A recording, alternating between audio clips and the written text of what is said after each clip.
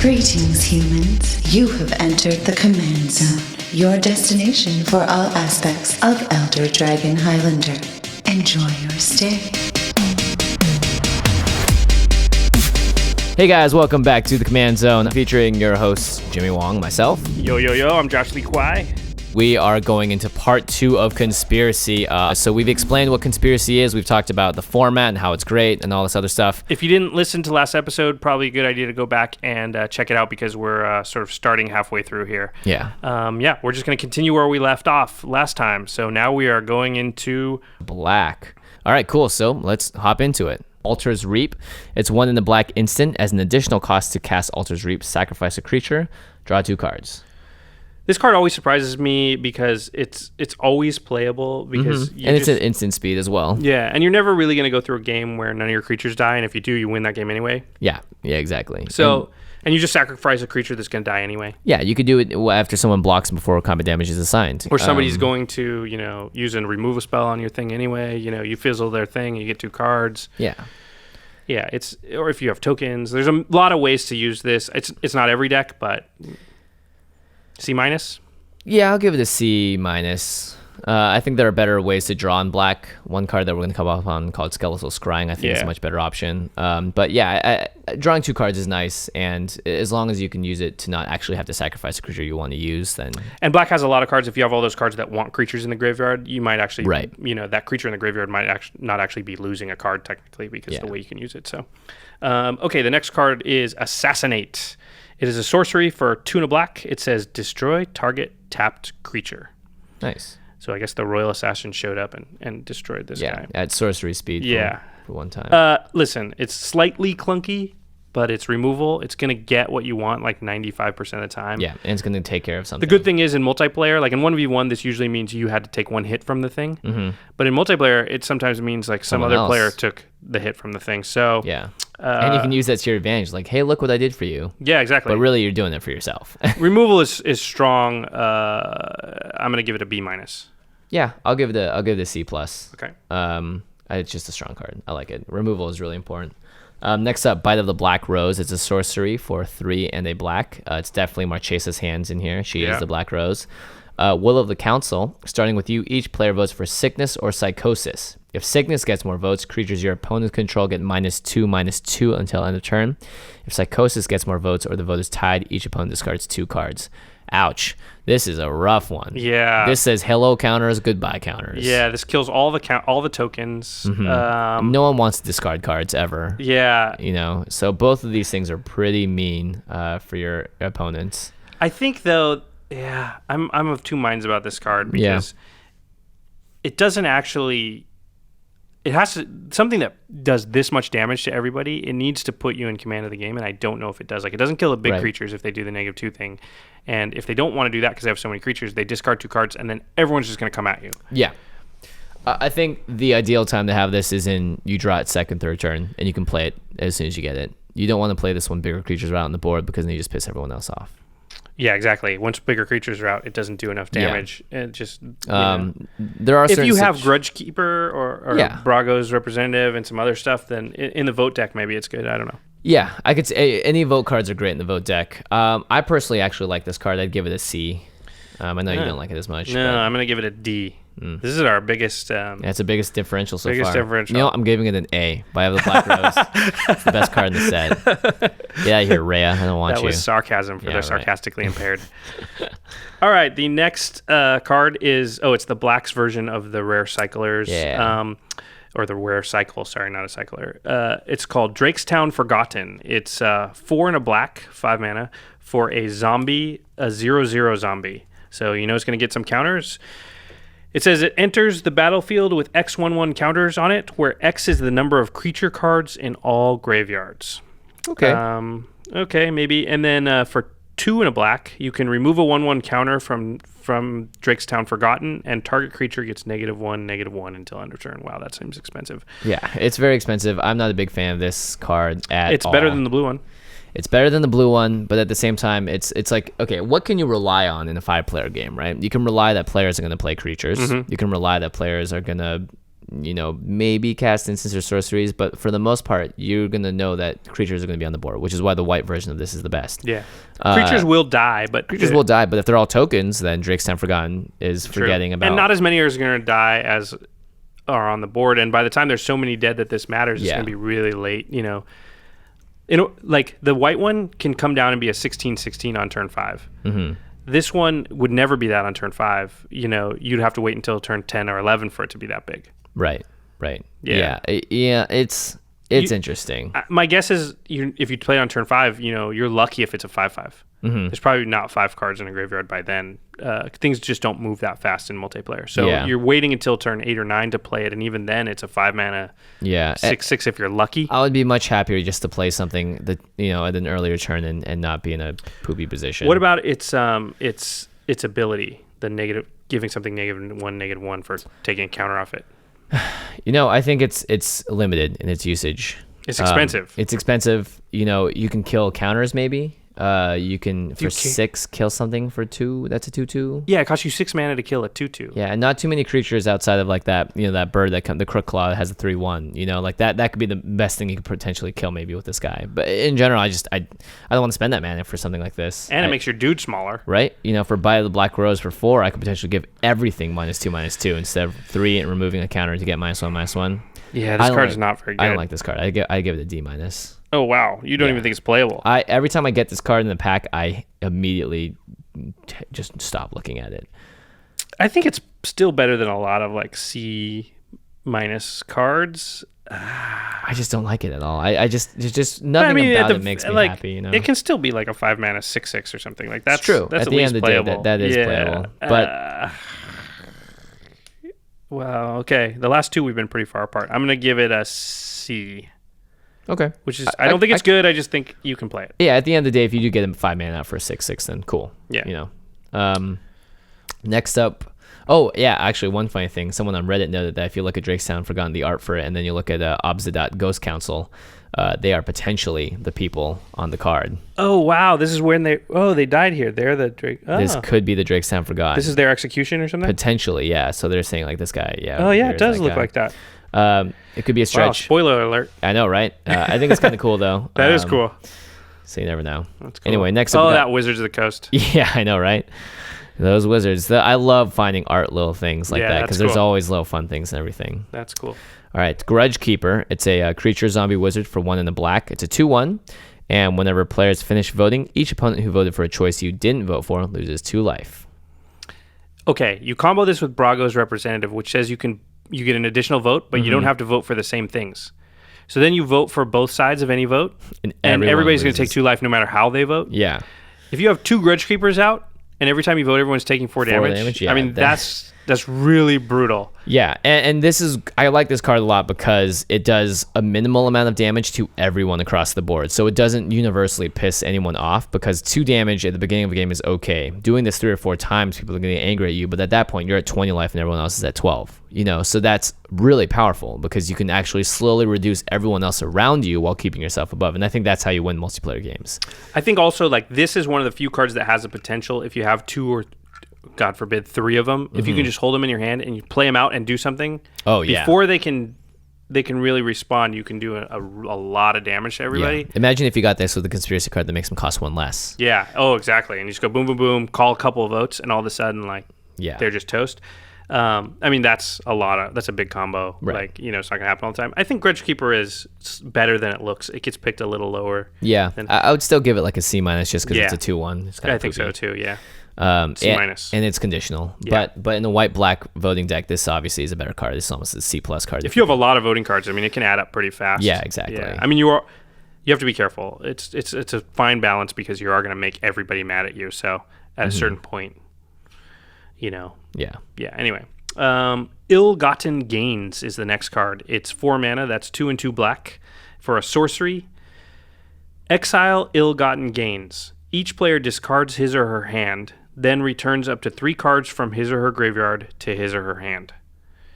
This is one of those cards that if you had a bunch of looters... I'm blowing a raspberry right now. I don't like it. Yeah, it's a rare. I wish it was uncommon. I wish it was uncommon too. If it was uncommon, you could build around it and maybe get 2 of them and a bunch of looters, and then you could just...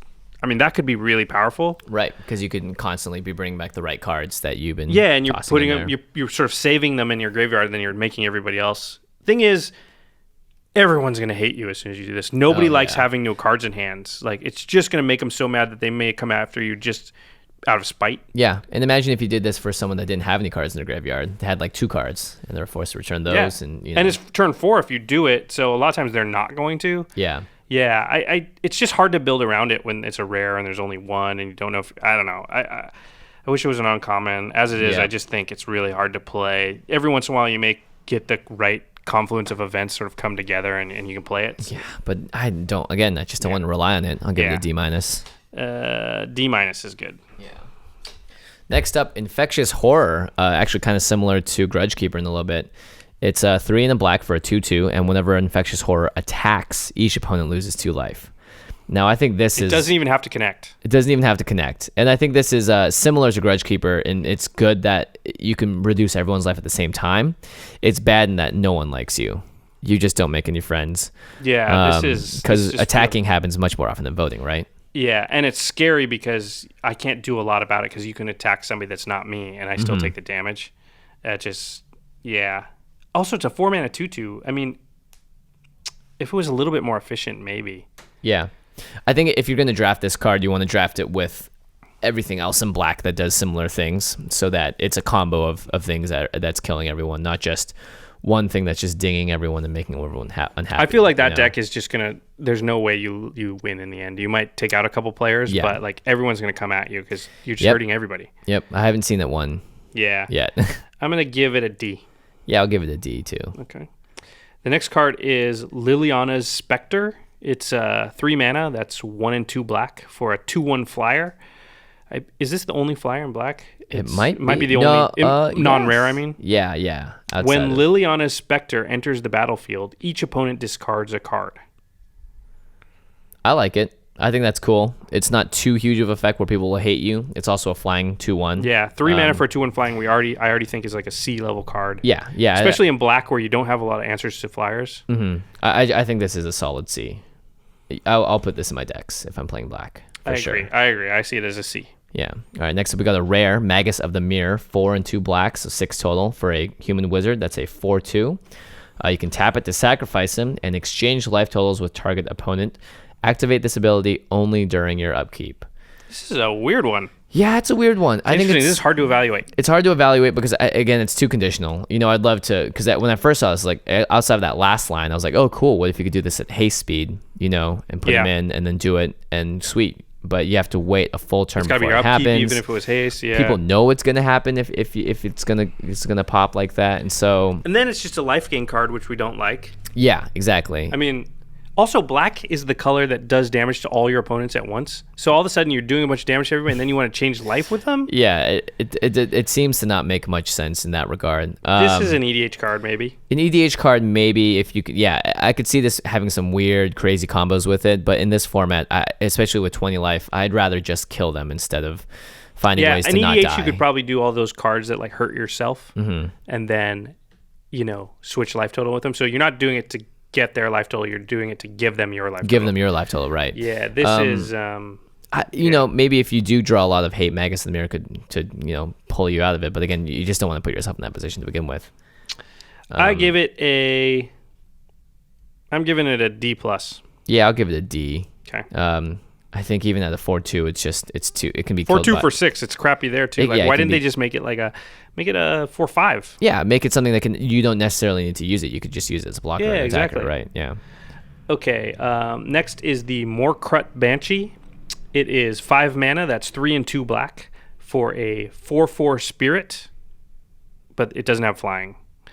Shouldn't all spirits have flying? Anyway. No, it's a banshee. Yeah, what the hell? It should fly. Maybe it has floating. It just hovers around the battlefield. It's now officially a 4/4 with floating.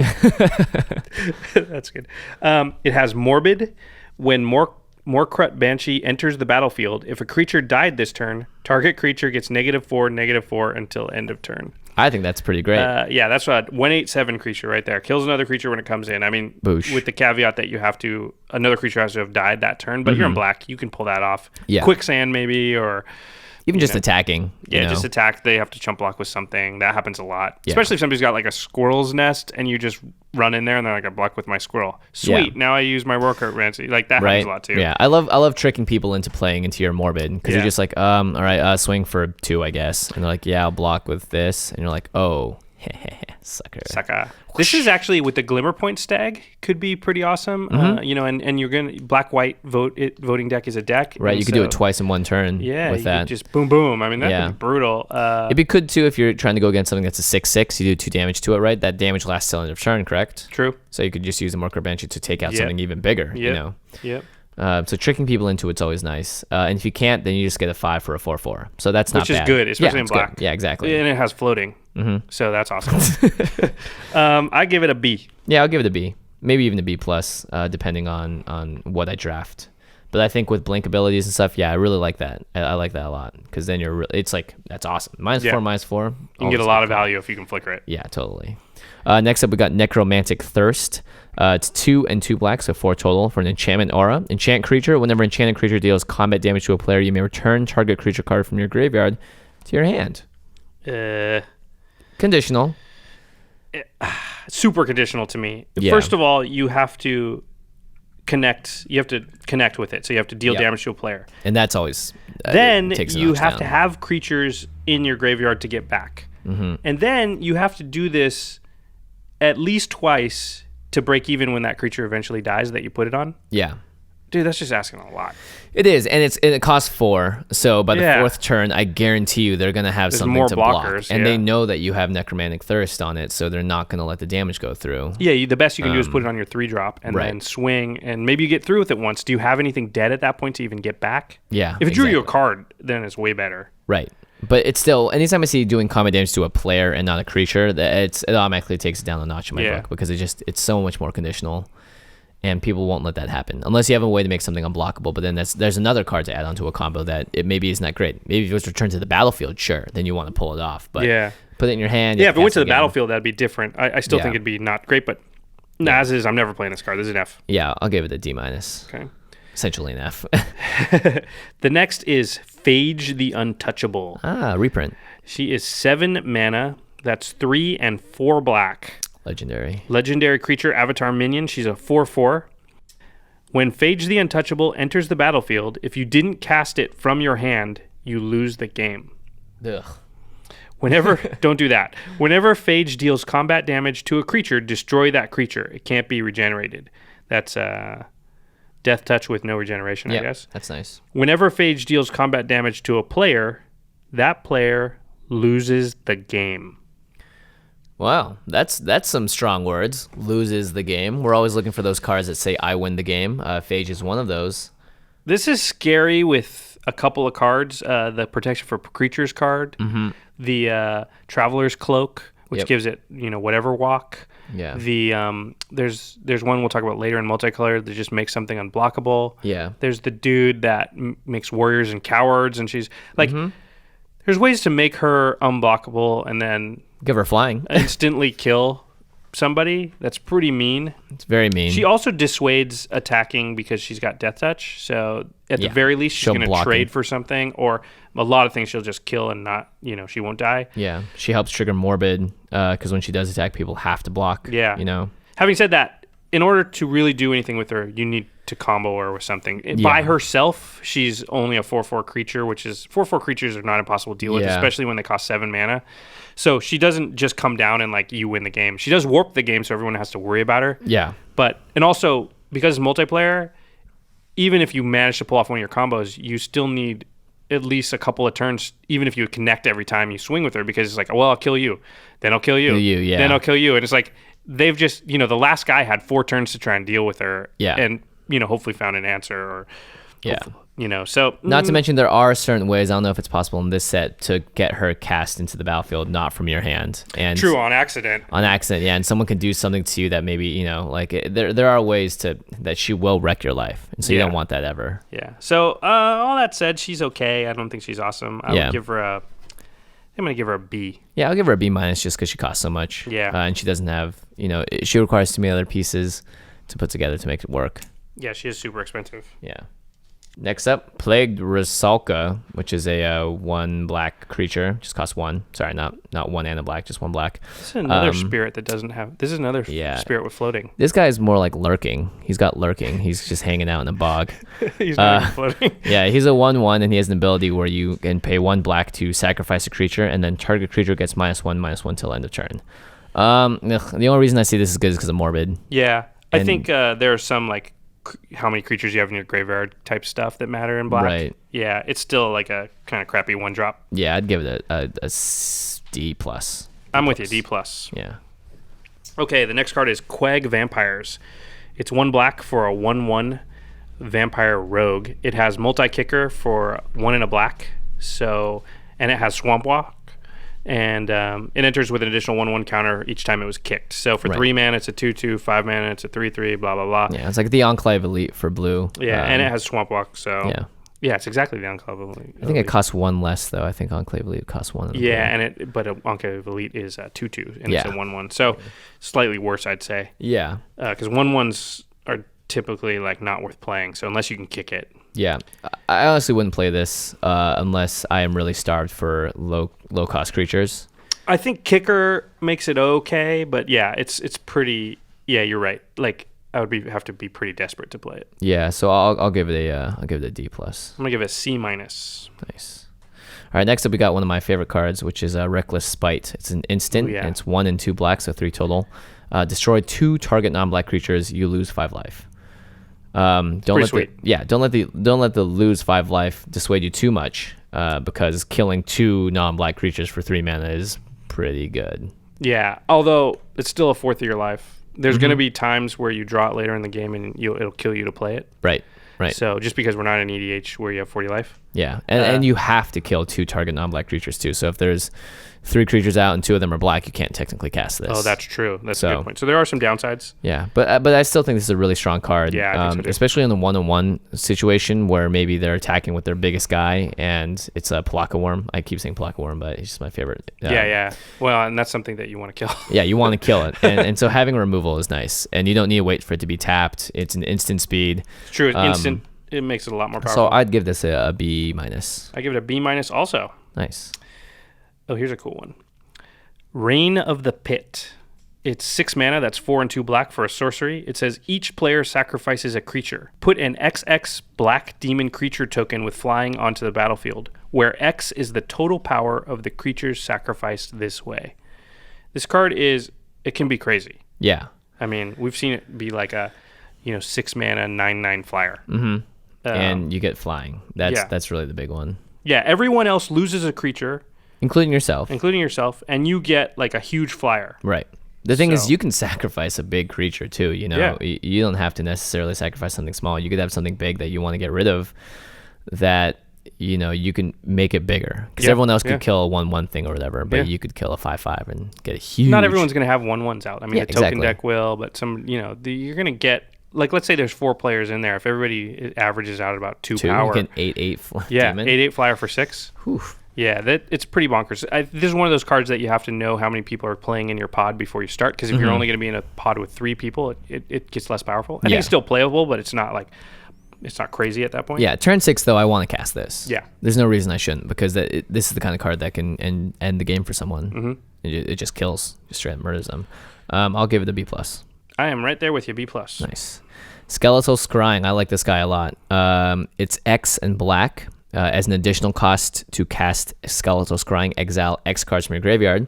You draw X cards and you lose X life.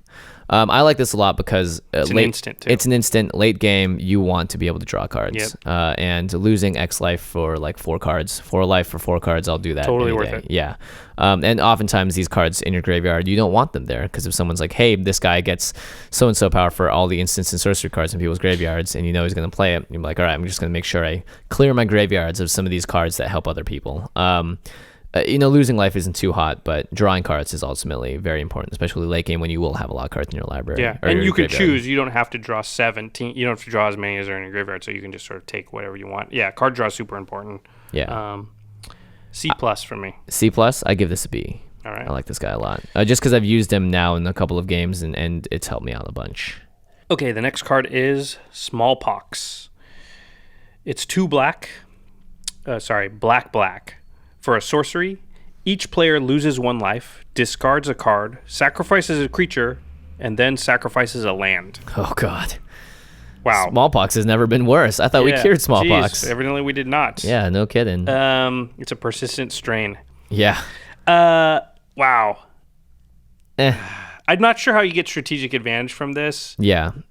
You're doing it yourself. That's you the have thing. to do it to yourself, yeah, which I guess because you can get your creatures back and you can get cards back from your graveyard, so 2 of those things are not so bad for you. I don't know. Maybe there's a deck out there that wants it. It's hard for me to see right now. I'm going to give it a D+. Yeah, I'm going to give it a D+ too. It can be useful, but I mean, like we've said, this comes out, you're going to die. No one's going to be like, oh, thanks, you, for doing that. Let's kill like, that guy. okay, cool. Who am I going to swing at first? Probably you for making me sacrifice a land. That's the big one. Killing lands off is never a fun thing to do.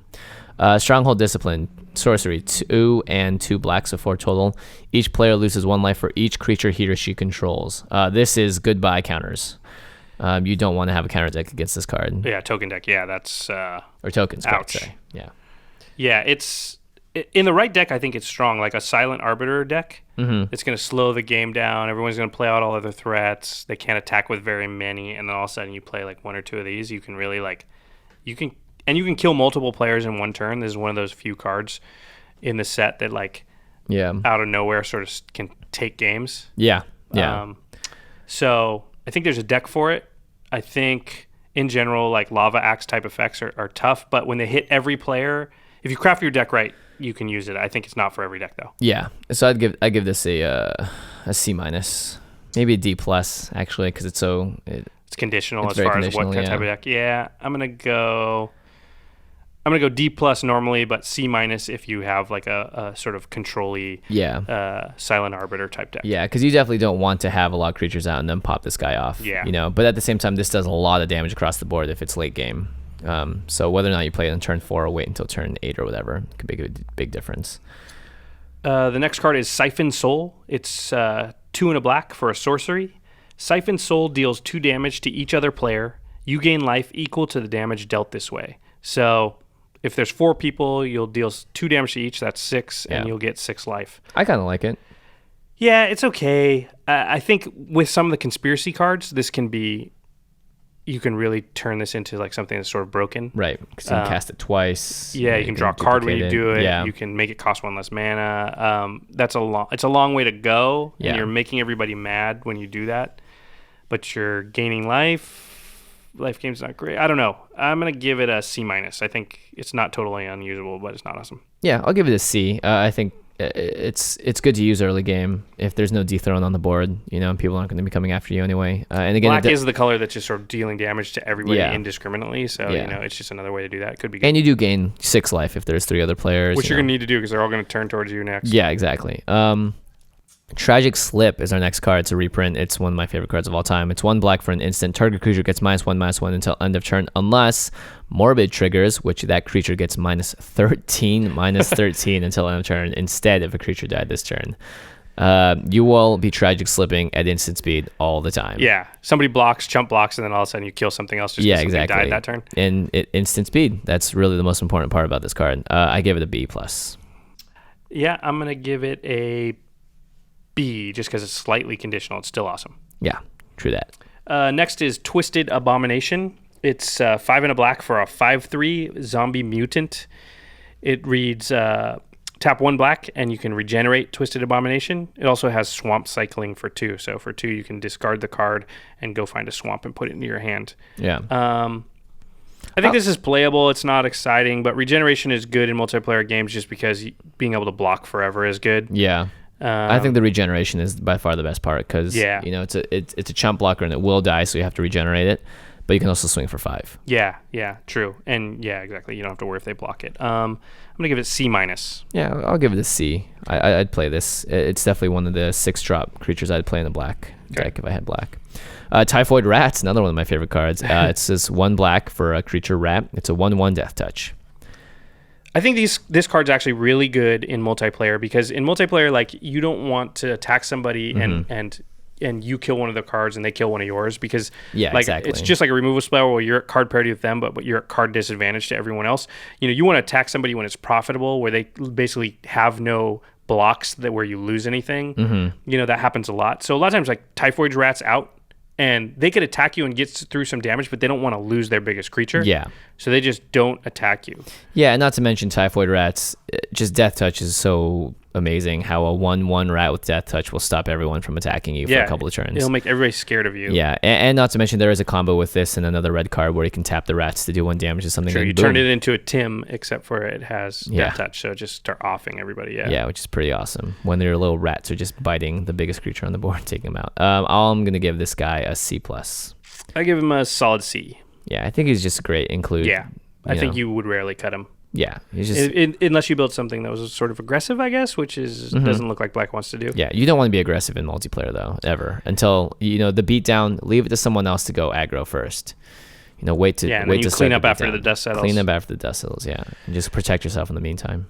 Okay, the next card's go to the bread and butter of the vote deck. It's called Tyrant's Choice. It's 1 and a black for a sorcery. It has Will of the Council, which is the voting mechanic.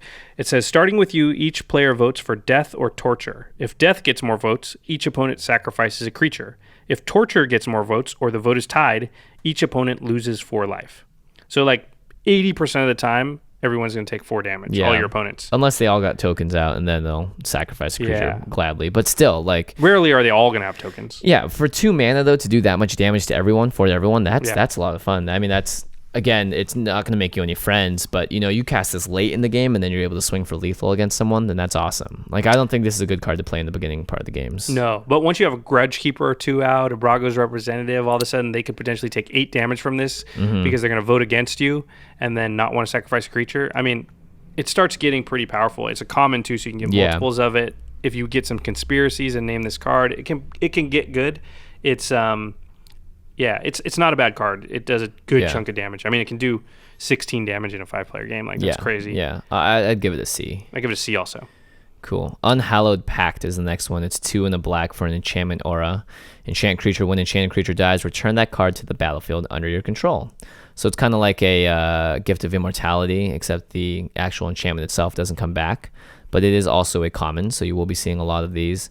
I think it's cool. You can enchant someone else, right? I think that's one of the better ways to use it is just put it on somebody else's like bomb that like one of the other players is going to have to get rid of at some point. Yeah. So just you don't cast it on Phage, whatever you do.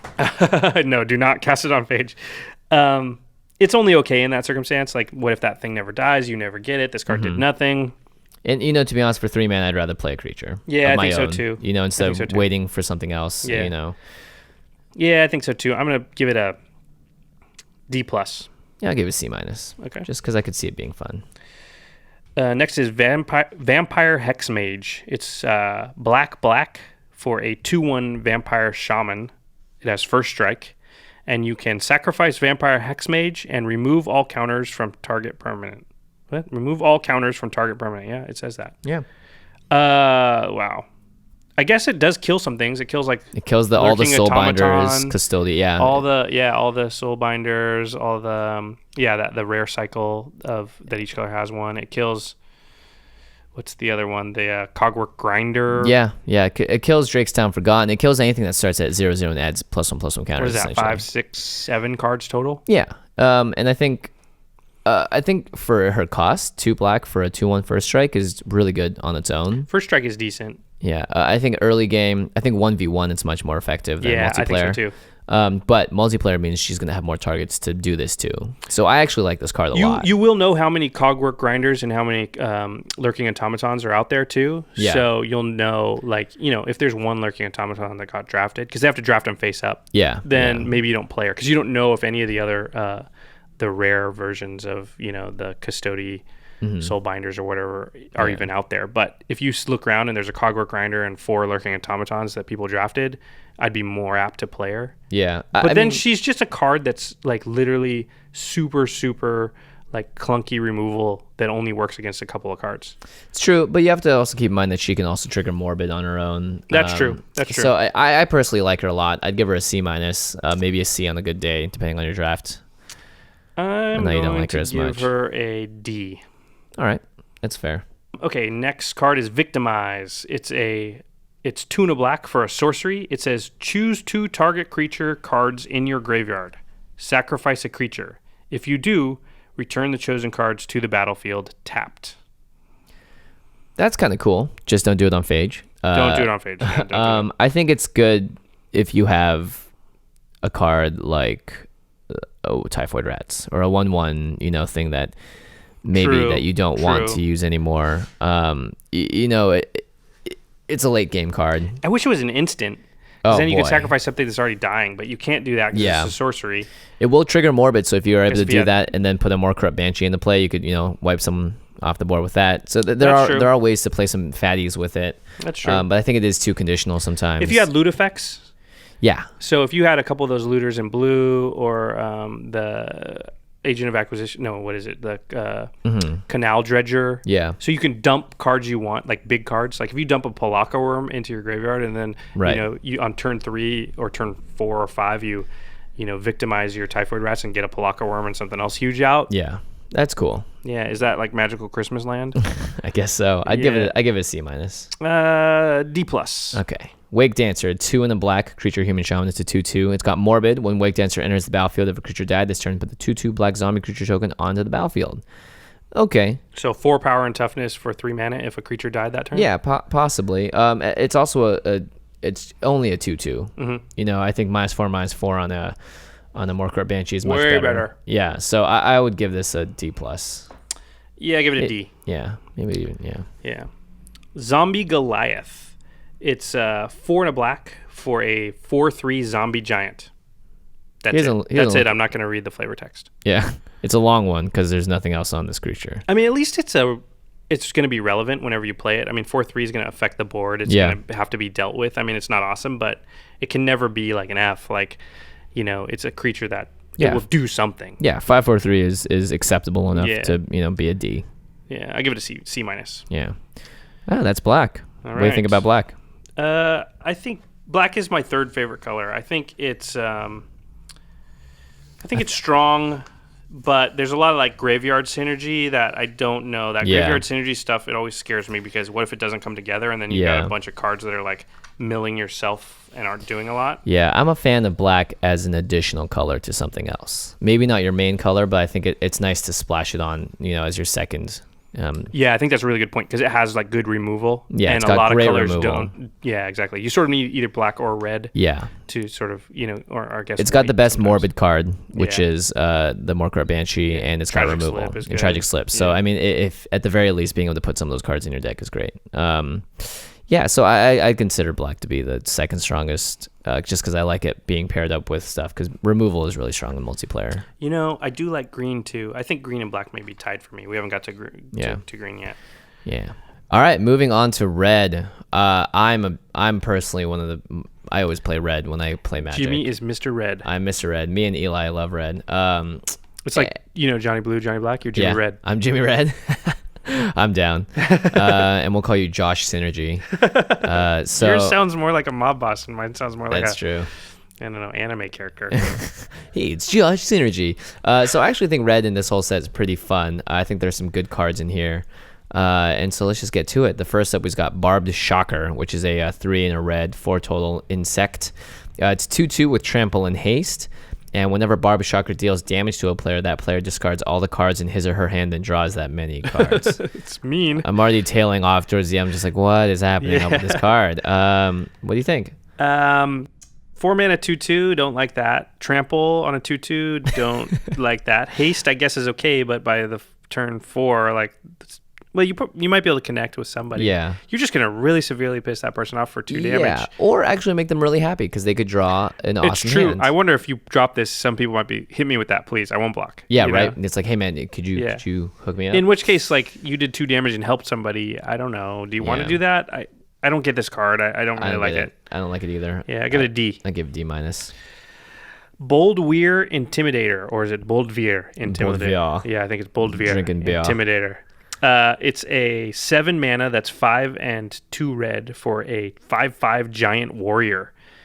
Its first text says, "Cowards can't block warriors." For 1 red, target creature becomes a coward until end of turn. And then for 2 and a red, target creature becomes a warrior until end of turn. This is an interesting card. Yeah, I like this card a lot. Yeah, this I won actually me a think game, I actually think like it's like we've said, unblockable effects later in the game are pretty powerful, just so you can sneak through some damage at the end, because usually people's boards get pretty advanced. They've got most things locked up, and then you drop something like this, and they're like, I don't have any plan for that. Right. And let's say they just only have 2 creatures left, and you just have this guy, and he's like, all right, for 2 mana, I'm going to swing for 5. Yep.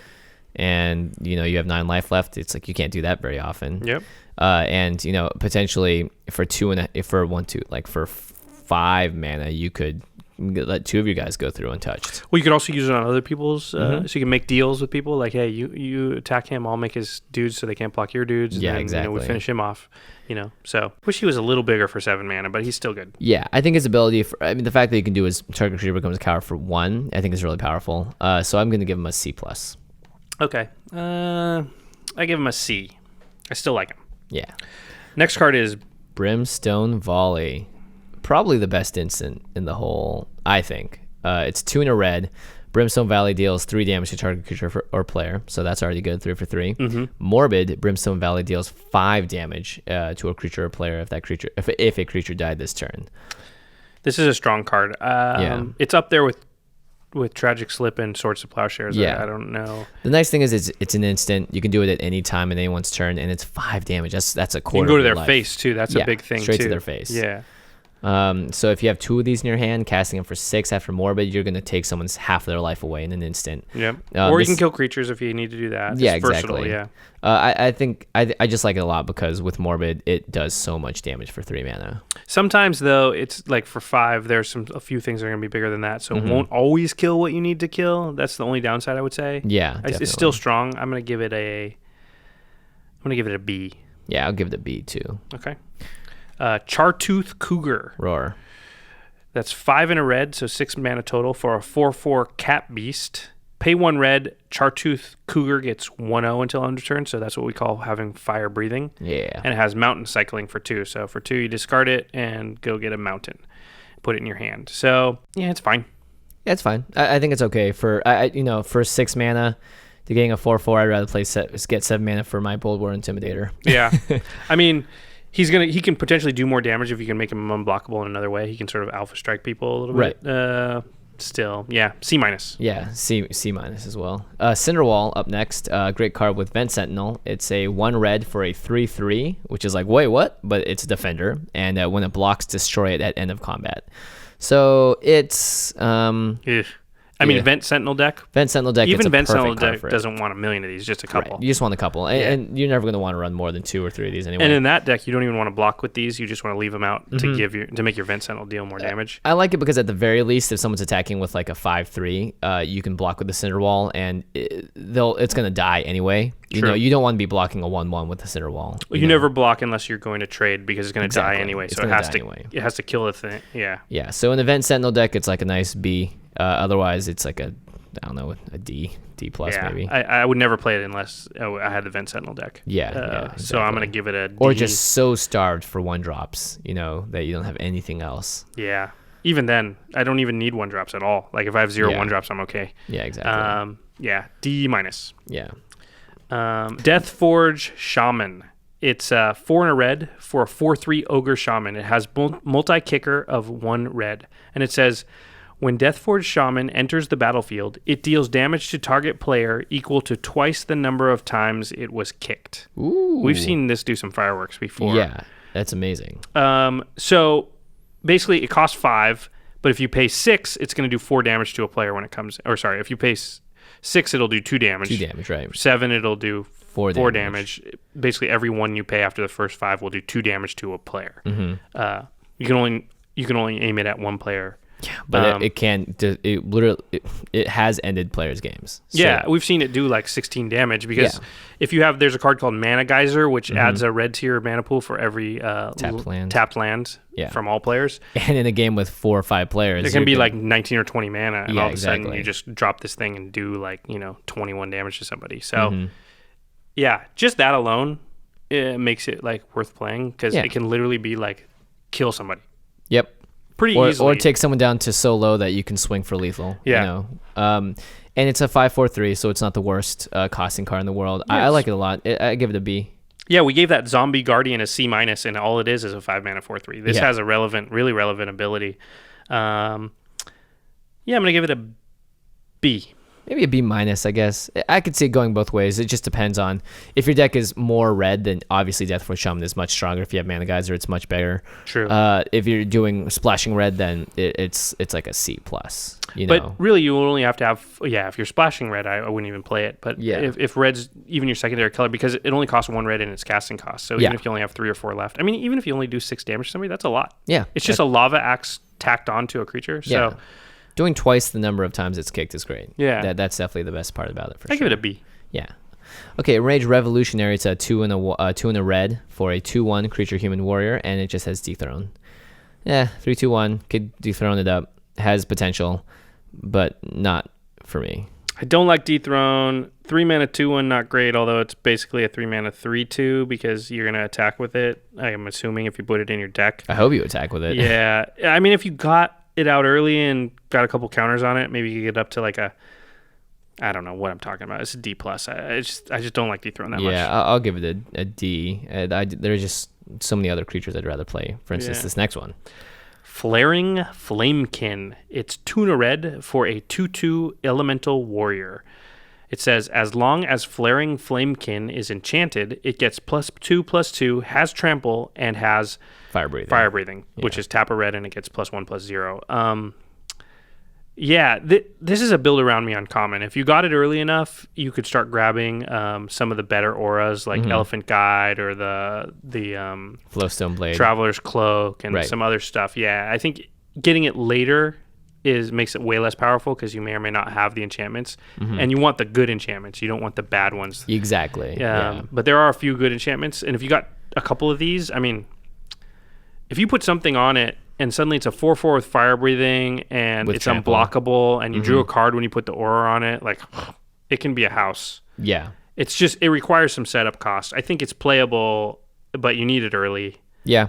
I'd give it a C- maybe. Yeah, I give it a C-. But if you get it like middle of pack 1 and you can start building around it, and if you get definitely 2, God forbid, then all of a sudden you can build around it. For instance, Flowstone Blade is one of those cards that can get built around. It's a 1-drop enchant creature, and just it gives it, I guess, hurtful fire breathing, where an enchanted creature gets +1/-1 until end of turn for 1 red, so you can do it as many times as you want before it kills it. I sort of think it's better as a removal spell. Interesting. You put it on something, and then you just tap 3 mana and kill it, because it only costs 1. Right, right. So it's sort of but in a pinch, you could, maybe not in a pinch, if under the right circumstances, you could put it on your own creature. But I think in a lot of circumstances, it's a removal spell. So the versatility is good. It's a little clunky as a removal spell, but it still works. Yeah. I could see your grade here. C- sounds about right. Yeah, I say C-. Yeah. Next is Grenzo's Cutthroat. It's 1 and a red for a 1/1 Goblin Rogue. It has First Strike, and it has Dethrone. This card, I think, is a little better than the Enraged Revolutionary. Yeah, I honestly think this is the best Dethrone card. First Strike is really powerful. Outside of Marchesa. Also, you can get it out early enough that you're probably going to connect. I mean, if you play it on turn 2, then you're going to be able to attack somebody on turn 3 and probably turn 4, because now it's a 2/2, then it's a 3/3. Right. And you can get to this point where it's hard to catch up to it. I mean, that's hard to do, and you have to get it out on turn 2. It's not amazing, but it's definitely more playable. And if you get to the point where it's like a 3/3 or a 4/4, and now it's hard to attack with it, it's okay, because it's a good defender at 4/4 First Striker. Yeah, exactly. And you've done damage across the board because you've been dethroning people. So, again, anytime you can lower everyone else's life without drawing too much attention to yourself, the better.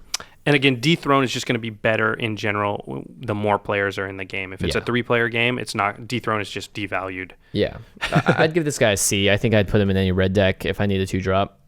Okay, I'm going to give him a C also. Okay, cool. Grenzel's Rebuttal, 4 and 2 red for a sorcery. It's a rare card. Put a 4/4 red ogre creature token onto the battlefield. Starting with you, each player chooses an artifact, creature, and a land from among the permanents controlled by the player to his or her left. Destroy each permanent chosen this way. So it is like a mini wipe because everyone gets to go around and choose what they don't like. But you do get a 4/4 token. Right, but they can destroy that. Can they? You do that first. It's a creature, right? Yeah. So I don't like this card at all. Then it's weird. This is a hard one to evaluate. I mean, it's just so weird. I've never seen it played. I've never seen it. You get the 4/4, and then this happens. So at the very least, like they take your board doesn't lose a creature like everybody else. It's like you're one creature up, and I guess if you don't have artifacts, why because red hates artifacts. Yeah. A creature and a land, though. I mean, everyone's going to be losing. And for 6 mana, I just can't see this being... Unless they're... I can see this happening if you're behind and everyone else has sweet stuff. Yeah. But then it's like, you don't want... It's not going to hurt some people. They're just going to be like, okay, this 1/2's dead. Yeah, exactly. I wouldn't play it ever. I don't know how you construct your deck to get strategic advantage from this. Maybe there's a way, but I don't know it. So I'm going to give it a... I'm going to give it a D+. I'm going to give it a straight D. Straight D. Straight D. Heartless Hidetsugo. Reprint. Yep. It is a 3 and 2 red for a 4/3 Ogre Shaman, legendary creature. You tap it, and it deals damage to each player equal to half that player's life total, rounded down. This is like a super powerful effect. Yeah. Will immediately put a great big red bullseye on your forehead. Yeah, but it also does it to yourself. Yeah. So it hurts you too. Yeah, so if you do manage to get ahead of everyone just a little bit, doing this it'll speed the game up. That's for sure. Big time. Yeah, big time. This is probably good in concert with the black stuff that hits everybody. Yeah. Like if you had this guy and Siphon Soul, all of a sudden, you use him, maybe use him one more time and then Siphon Soul. You might finish somebody off and put yourself up to a decent life total like that. Yeah, totally.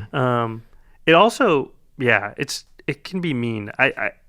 Here's the thing. He got printed in another set, and his ability is great for multiplayer, but I just honestly can't see him being what you would want in a conspiracy deck. I think if you had like something to give him haste, like Fires of Yavimaya or one of those other ones, then he becomes a little bit better. Mm-hmm. But you have to combo him out, is the thing. If you're the chaotic neutral player or the chaotic player, yeah. If you're the Clint at the table, then you can... you definitely want to. Then this is the card you want. Yeah, for me, not the kind of card I want, but I still think there's a lot of power there. I'm going to give it a C. Yeah, I'll give it a C-. I just wouldn't play it over something else. Just because it's not your style, but it is powerful. Again, I would play the Bulwer Intimidator. I'd much rather have that guy. Next up, we got Heckling Fiends, which is 2 and a red, 3 total, for a 2/2 creature devil. And you can pay an additional 2 and a red. Target creature attacks this turn if able. I actually think this is a little bit sneaky good. Mm-hmm. We haven't seen it in action a lot, but I think like what you can do is you can start making people attack. And there's a lot of times where like people have like little creatures. Mm-hmm. They're just sitting there, like a typhoid rats or like, this Grenzo cutthroat if they just got it out too late or whatever, and they're just going to put it out and they want it on defense, but if it attacks anybody, it'll just die, and you can just be like, nope, attack with that thing. Yeah, attack with that thing. You attack with those two things, and hopefully they're not going to address you with their attack, and they'll attack someone else. You want to have a strong enough board that they don't want to swing into you. Or exactly. You need a board where they and even if they don't, if you're in a position where they can't swing at you, and it doesn't matter if the thing dies, it's just you're forcing them to like cause damage to somebody else. That can be good. Yeah, exactly. Yeah. And doing it to like Pristine Angel again would be fun. Yeah, true. Yeah, doing it to stuff that normally wants to sit back on defense or whatever is good. Also, like, what was that card? You counter the first ability used against it. Like, right. This could be the first ability, then you could kill it. Like there's something there. Yeah. It all adds up, and I think it's playable. It's still not awesome. I'm gonna give it a C. Yeah, I'll give it a C too. Okay. It's not an auto include, but it's a solid card. The next is Ignition Team.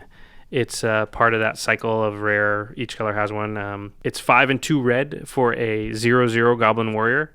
Ignition Team enters the battlefield with X/1/1 counters on it, where X is the number of tapped lands on the battlefield. Nice. It's okay, like here we go. Yeah. Yep. And then for 2 and a red, you can remove a +1/+1 counter from it, and target land becomes a 4/4 red elemental creature until end of turn. It's still land. Okay, I can get behind both these abilities. Yeah, exactly. Yeah. This is probably second to the white one in my mind. Definitely. And not to mention, as soon as you play it, it's automatically a 7/7. Because you will be tapping tap 7 lands. Oh, that's a good point. It can never be smaller than a 7/7 for 7. And it's often going to be much bigger. Let's say there's 3 other players, and they'll have... I mean, you've got 7 mana, so they have access to at least 5 or 6. Let's say they all have 3 tapped. Now it's a 16/16. Yeah. That's pretty vicious. And then on your next turn, you can turn at least 2 of your lands into 4/4 creatures. Like, wow, I like this guy. Yeah, this is a game ender if used correctly, because you can start swinging with your lands, and it's. And in the history of Magic, like anything that turns lands into creatures has been super powerful, because all of a sudden you're just doubling and tripling the amount of creatures you've got, like suddenly. Yeah. What do you give it? I give it a B+. I'm with you, B+. Yeah, I think it's fun. I would put it in my deck if I drafted it for red. Yeah. Lizard Warriors next up. It's a 3 in a red. It's a creature. It's a 4/2 for 4. All right, not bad. What else? That's it? That's it. Oh. And it says, don't let its appearance frighten you. Let its claws and teeth do that. We're reading flavor text now. Yeah, that's about it. I mean, that describes a creature. It's a 4/4/4/2, The only reason I think this is something is if you pick up enough copies to use it with your conspiracy cards. Yeah, but it's a long way to go, like you said. Yeah, it's not exciting. It's 4/2. That kind of sucks, because anything that blocks it is going to kill it. Yeah, I give it a D+. Yeah, I'm going to give it a C- just because of conspiracy. Okay, cool. Mana Geysers, the next one. It's a 3 and 2 red for a sorcery. This is the one we were talking about earlier. You add a red mana to your mana pool for each tapped land your opponents control. Nice. That is... It can be bonkers. It can give you 18, 19 mana. Yeah. There's a few cards. You need cards that can use that amount of mana. So kickers are very important. Yeah, stuff with kicker, the card we talked about earlier, which was Deathforge Shaman. It works great with Grenzo. Yeah. Stuff like that. To pop Grenzo off like 10 times. Oh my gosh, could you imagine? Yeah, crazy. I would draft a couple of these and play them and build my deck around. Yeah, definitely. Especially in multiplayer. The more players, the better. If you're playing with 3 players, then this card sucks. This is the one card that gives the EDH, the thing in EDH where you're just like sitting there, and then suddenly you do something like huge. And nobody can deal with it in time. That's hard to pull off in Conspiracy, just because the power level's not there, and the amount of ramp you have is not there. But this card can sort of duplicate that type of effect. Yeah, totally. So I do like it. I mean, you need some things. You need maybe some card draw, and you need to build around it. But I like that card. Yeah. I'm gonna give it a C. Yeah, I'll give it a C too. I'm gonna take it if I can grab it later on in the pack. Maybe not first pick, obviously. I think I wouldn't want more than maybe 2. Yeah, and here's the thing: people very rarely play red in drafts. I found, true. Especially in our play group. So I can usually take this later on and be pretty safe. They play red rarely, Jimmy, because you are always playing red. It's true, but no one hates drafts, man. Give me the red. Give me the red. All right, Orcish Cannonade is the next instant for a 3. 1 and 2 red, and it does Orcish Cannonade does 2 damage to target creature or player and 3 damage to you, and draw a card. I don't know. It's hard to imagine a scenario where I want this card. Yeah, I personally don't like it. 3 damage is a lot of damage. 3 damage is a lot. Yeah. You can do 2 to someone. It'd be cool if it was 3/3 and draw a card, but it goes 2/3 and then you draw 1. I just don't. There's better cards to do damage, and I just don't like it. Yeah, I'm gonna give it a D. Yeah, I'll give it a D. Maybe a D-. D-. It got a minus. Yeah, they're orcs, man. Who likes orcs? Yeah, seriously, I like goblins. Yeah, I'll take goblins any day. If it was Goblin Cannonade and did the exact same thing, then it's C+. suddenly yeah, exactly. All right, Pitchburn Devils. That's 4 and a red for a 3/3 devil. When Pitchburn Devils dies, it deals 3 damage to target creature or player. I'm actually always impressed with this card when I play it. It always sort of does better than I think it's going to do. I agree. It's kind of versatile too. You can sack it. You can do the 3 damage that way. It's tough to block because you need, if you're blocking with a 6/6, it's going to trade. It's going to kill you. Yeah. Yeah. You can do things like there's some pesky flyer that you can't deal with. You can attack another player. He blocks and kills it. You do the 3 damage to the flyer. You can make people not want to attack you. If somebody's at 3 life. Oh yeah, they can't even touch. They can't even come at you at all. They're actually just afraid that you're going to use it on them if it dies. It pairs nicely with black because there's a lot of sack outlets and stuff. So I like that too. Yeah, essentially, if you convert it down, if you go 3 for a 3/3, you have 2 extra mana, which it costs. It's a 2 mana for 3 damage burn. So that's great. It's 2 cards in one kind of. Yeah, and you can do it to a player. You have to choose one. You can't choose one that happens, but it'll still do it regardless. Yeah. And it's better in a blocking situation often. I'm gonna give it a C. Yeah, I'll give it a C+. Cool. Power of Fire. I like this card a lot. It's 1 in a red. Earlier. Yeah, enchantment or enchant creature has this creature deals 1 damage. Tap it to deal 1 damage to target creature or player. It turns it into what we call a Tim or a Prodigal Sorcerer, which was the first card that did this tap and deal 1 damage thing. A pinger is also another. Pinger, yeah. So you can ping people with your Death Touch rats, and it can kill anything on the board. Yeah, if you get 2 or 3 rats, this is the only card you want. Yep. I mean, if you have 3 rats in your deck and 2 powers of fire, like, holy crap, you're just going to be make wrecking it happen. Yeah. everybody. Yeah. And it's great. So I like this card a lot. I'm going to give it a B-. It is risky, though. It's risky on that 2-for-1. It is very risky. It doesn't draw you a card. It doesn't. Yeah, I like it. I'm going to give it. I just think it's only useful with Death Touch rats. Yeah. Well, yeah, I think it's only useful with the Death Touch rats. So C- for me. Yeah. B- just because I love them rats. Oh, this thing's a monster. I think this is an instant A. Yeah, this Scourge of the Throne. It's 4 and 2 red for a 5/5 flying dragon. So it's already awesome. Yep. Has flying, obviously. It has Dethrone. And whenever Scourge of the Throne attacks for the first time each turn, if it's attacking the player with the most life or tied for the most life, untap all attacking creatures. After this phase, there is an additional combat phase. Woof. Additional combat phases are awesome. In general, it's a 5/5 dragon. It's a 6/6 as soon as you turn it sideways. Yeah. It's not going to get killed for the most part. Very few There's things not can another block flyer it. in this set unless you manage to kick an Apex Hawk like 12 times. Yeah, I mean, exactly. it's just, this is a game winner. It's a big time finisher. It has the potential to even kill 2 players in 1 turn. Right. Yeah, it's just an A. Yeah, straight up A. Yeah. A+. Yeah. Because I put it in my Cali deck and it's the best. Yeah, it's broken. Yeah. Speaking of other super broken cards, not really. Skitter of Lizards. It's a 1-drop red. It's a 1/1. You can multi-kick it for 1 and a red each time. It has haste, and when it enters the battlefield, it enters with a +1/+1 counter on it for each time it was kicked. So for 3 mana, it's a 2/2. 5 mana, it's a 3/3. Blah blah blah. You know the story. It has haste. It's fun. It's simple. I'd put it in my decks if I'm against Dark for 1-drop reds. I'd rather put Death Touch Snakes. What I like to do with cards like this is I try and pick them up late, and I try and just stick to like one of these commons and pick it up like in the last 4 or 5, and then I'm hoping that I get like 3 or 4 of them, and then I can use one of the conspiracy cards, like the one that gives every card with the same name +1/+1. Or you can search for the cards. If it's a 2/2. Yeah. So now it's a 3/3 for 3 that comes in with haste. Oh, that's a good card. That's a great card. Yeah, but I'd need to have 3 or 4 of these before I would do that. And to be honest, haste for the most part for attacking creatures isn't the most effective thing in conspiracy. I think it's actually one of the weaker mechanics because you don't want to put yourself out there that fast, that quickly, and pissing people off. It's just never. But a if good you did idea. draw it later in the game, you could all of a sudden kick it like 4 times, and just come out with a 7/7 with haste that nobody saw coming, and that can, if they didn't do their math right and they attacked wrong and they don't have enough blockers. Listen, that's a very corner case scenario. Yeah. I don't think the card's very good. What C-. do you give it? C-? Yeah, I give it a C- also. Okay, Sulfuric Vortex. It's an enchantment for 1 and 2 red.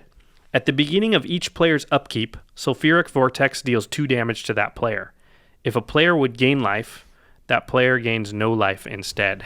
This is such a red card. It's such a red card, and I don't even know if I want this ever in the draft format. I could see this doing, if you could EDH, maybe there's some kind of crazy combo where every time it gets damage, it does something else, but it's like it happens to yourself as well.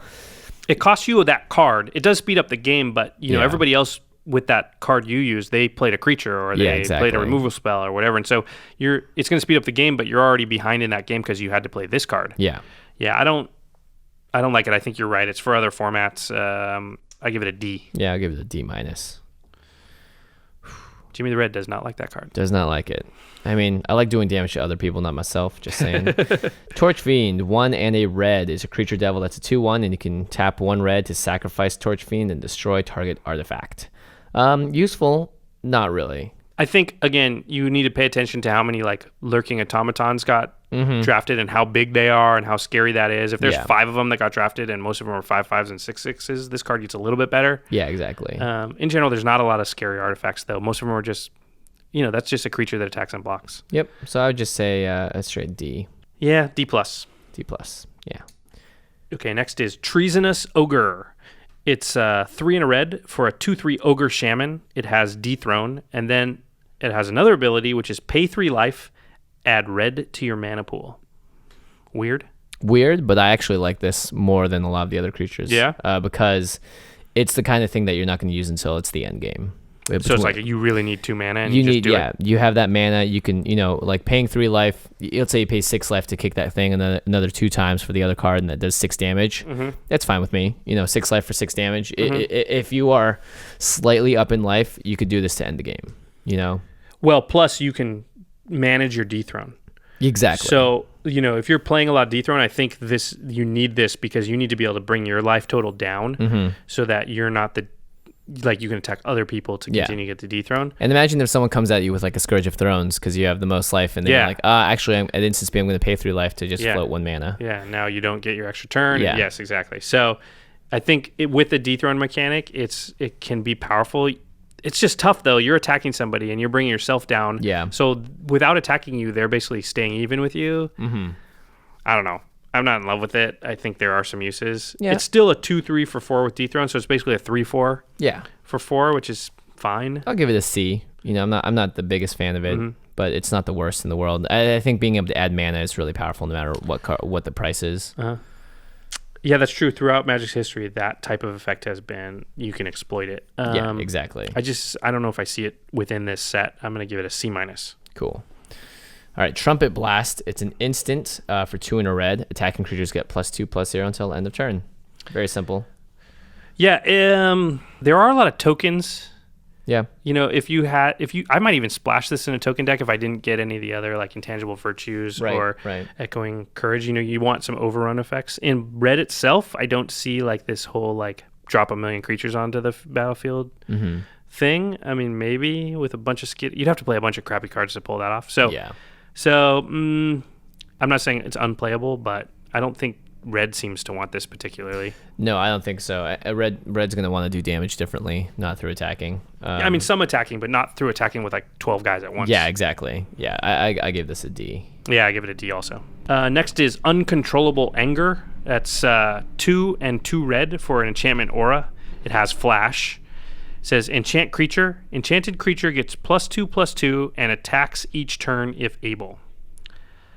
Again, I think this is something you want to play on someone else potentially. It's like a weird removal spell. It's almost like you want to put it on something that someone doesn't like. They're like, oh yeah, I don't want to attack with this guy. I want to hold them back. I'm like, no, like that guy that gives everybody unblockable or something. Yeah, it's like, no, I force you to attack with him now.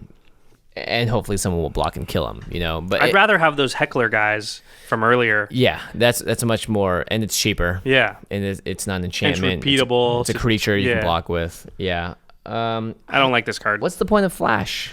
Yeah, I guess you could just surprise somebody with it. Like they attack you. It's like also a combat trick. It takes control of your creature away from you. Like we know I don't like that. D. D-. Oh, you like it even less than me. Yeah. Oh, one of my favorite cards. Vent Sentinel, 3 and a red. It's a creature elemental that's 2/4 with Defender. But the most important part, for 1 and a red, you can tap it, and Vent Sentinel deals damage to target player equal to the number of creatures with Defender you control. You can build a whole deck around this. Yeah, if you can get 2 or 3, just 2 even. Every draft, here's what I do. I draft normally. We get down to the last 3 or 4 cards. I always take a Vent Sentinel, and then I just hope, I get a few more, and I can move into the Vent Sentinel deck later. It hasn't happened yet, but yeah, if you can get like 2 or 3 Vent Sentinels, and then a couple of those flying walls, and 3 or 4 more, like it doesn't take much. Like if you have say 4 or 5 walls out, and now you're tapping your 2 Vent Sentinels to deal 5 damage each every turn. Yeah. The game is over fast. Game is over. Yeah, you can get those Guardian Zendikons up, and the thing is, you leave your defenders up, and for the most part, you can defend. Yep, and you just do it before the end of before the beginning of your turn. Yeah. I mean, this was a strong archetype. It did fairly well in Rise of the Eldrazi, which had the level up guys and the Eldrazi themselves, and this archetype hung with that. So.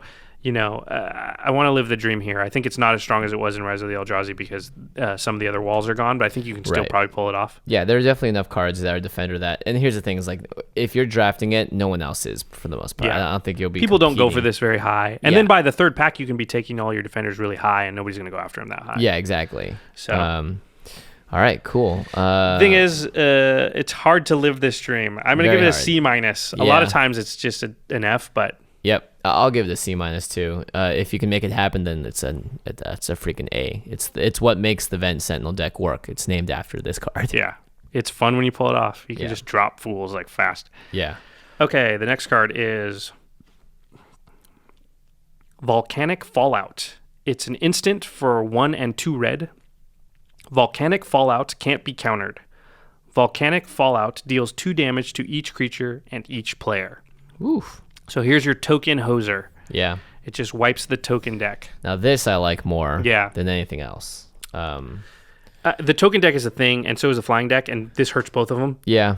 It at the same time, it's not the best, but I like that it can't be countered and it can host tokens. So this is very dependent on your meta. It depends on what people are going for. It does sort of suck in red because a lot of red's creatures are high power, low toughness, so it can kill a lot of your things. What you do is you want it, early on, so you can sort of play accordingly. You don't play out all your stuff. Right. You hold things back, and then boom, you get all the tokens. I think it's solid. It's not as good as Route, obviously. Yeah, I agree. I give it a C-. C-. I'm with you. All right. Wrap in Flames, our final red card, 3 in a red. It's a sorcery. Wrap in Flames deals 1 damage to each of up to 3 target creatures. Those creatures can't block this turn. This could win you the game. It can make 3 things unblockable. Yeah, but I don't think it's just hard to get to kill anything with it. Yeah, you can't kill anything with it. Ultimately, what I think you want to do is, you have lethal, but they have blockers. You just play this, and they can't block. Yeah, and then you swing. But other than that, it's very conditional. I like just having stuff that I have more stuff than them or bigger stuff than them. Or whatever. Like if this is just a larger creature, like won't it just do better for you in the long run? Yeah, exactly. So I don't like this card that much at all. I just think it's too conditional. It's 1v1. It's not multiplayer. I give it a D-. I'm going to give it a D. So what do you think of red? I think red has highlights. I think it has some really strong cards. I think it's got the best dethrone cards. I think once we get to the multicolored cards, we're going to see that red is a really strong color to splash. And it's got the Vent Sentinel archetype. So I think red's pretty strong. I think it's stronger than red usually is.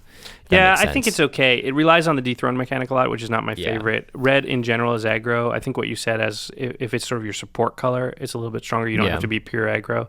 And the thing is, aggro is not good in Conspiracy. Yeah, in multiplayer in general, aggro is tough. I think it's a decent support color because it has removal and it has a few interesting things. I think if you get the right early rares or sort of the sort of big the mana geysers and stuff, then you can do some cool broken stuff. So yeah, if it doesn't come together though, I think red's you're sort of in a little more trouble than if you go with a safer route like this next color, green. Green. That's all I need. Yeah.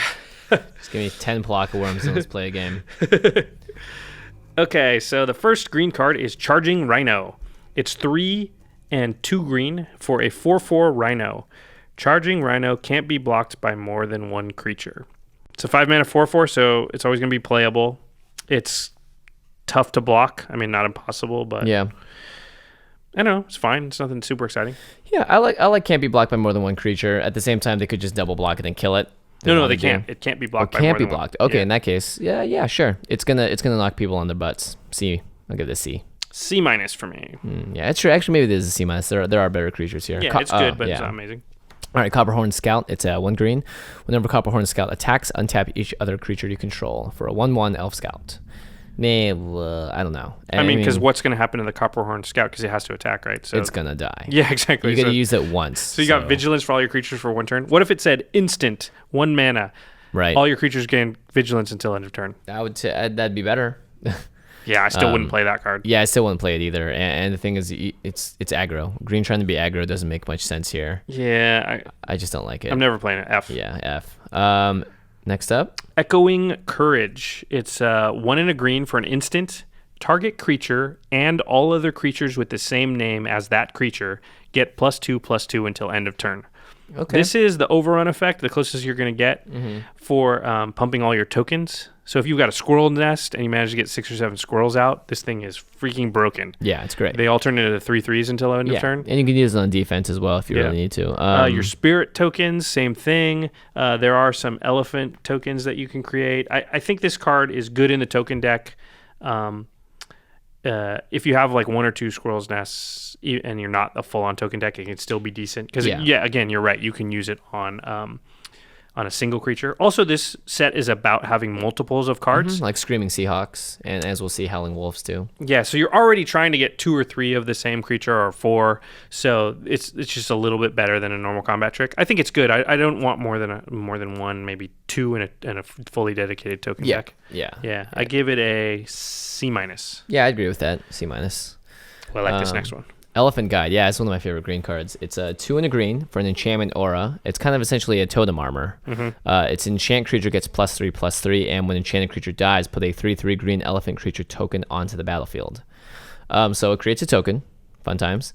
It essentially is a 2-for-1, and it's for 3. You get 3/3. You're going to get 6 power and toughness in some combination. You're going to get 3 for a little while, and then you get 3 more when it falls off. Yeah, I think this card is kind of like Bestow almost. Yeah, it is like Bestow. It's a different kind of Bestow, and I like it. Yeah, it's like a 3. You can't choose to just put a 3/3 out only for 3, but yeah. And it's much cheaper than Bestow usually is as well. Yeah, true. So that's why I think it's a really powerful card. Yeah, that's true. So I give it a B-. Yeah, I like this card a lot. I think it's one of the better green cards. If you put this on a flyer, any flyer in the set, oh my goodness. Yeah, it's brutal. That's true. Yeah, I'm gonna give it a C+. Okay, cool. The next is Elvish Aberration. It is 5 and a green, so 6 total for a 4/5 elf mutant. It has an ability tap it and add green to your mana pool, and it has Forest Cycling 2. This is always a weird card to me. This is a reprint. Because you already have 6 mana, so why do you need ramp? Right. Yeah, I mean, it can be good with kicker cards. That's what I was just gonna say. Kickers, loves it. And green has, I don't know if they have more, but they have a few prominent kicker cards. And if you have conspiracies to give this guy haste and stuff, then you can just unload on the table. True. Especially if you have multiples of these in your deck. So 4 or 5 for 6, which is fine. Yeah, that's fine. I like it. Because it has Forest Cycling, but it's also just got add 3 mana, and when it comes to kicking something, it's great. But it means you really have to be strong in green to have Elvish Aberration be really effective, I think. Yeah, true. I think it does play towards that thing in EDH we talk about, which is like suddenly bursting forward all of a sudden in one turn with like a bunch of stuff nobody expected, and you need a lot of mana to do that. So I think it has that going for it, which is important in multiplayer. So, I'm sort of revising my opinion. What do you give it? I'm going to give it a C. Yeah, I think it's conditional. Yeah, I sort of think C also. Yeah. Next up is a very famous reprint, Exploration. It's a 1-drop enchantment of green. You may play an additional land on each of your turns.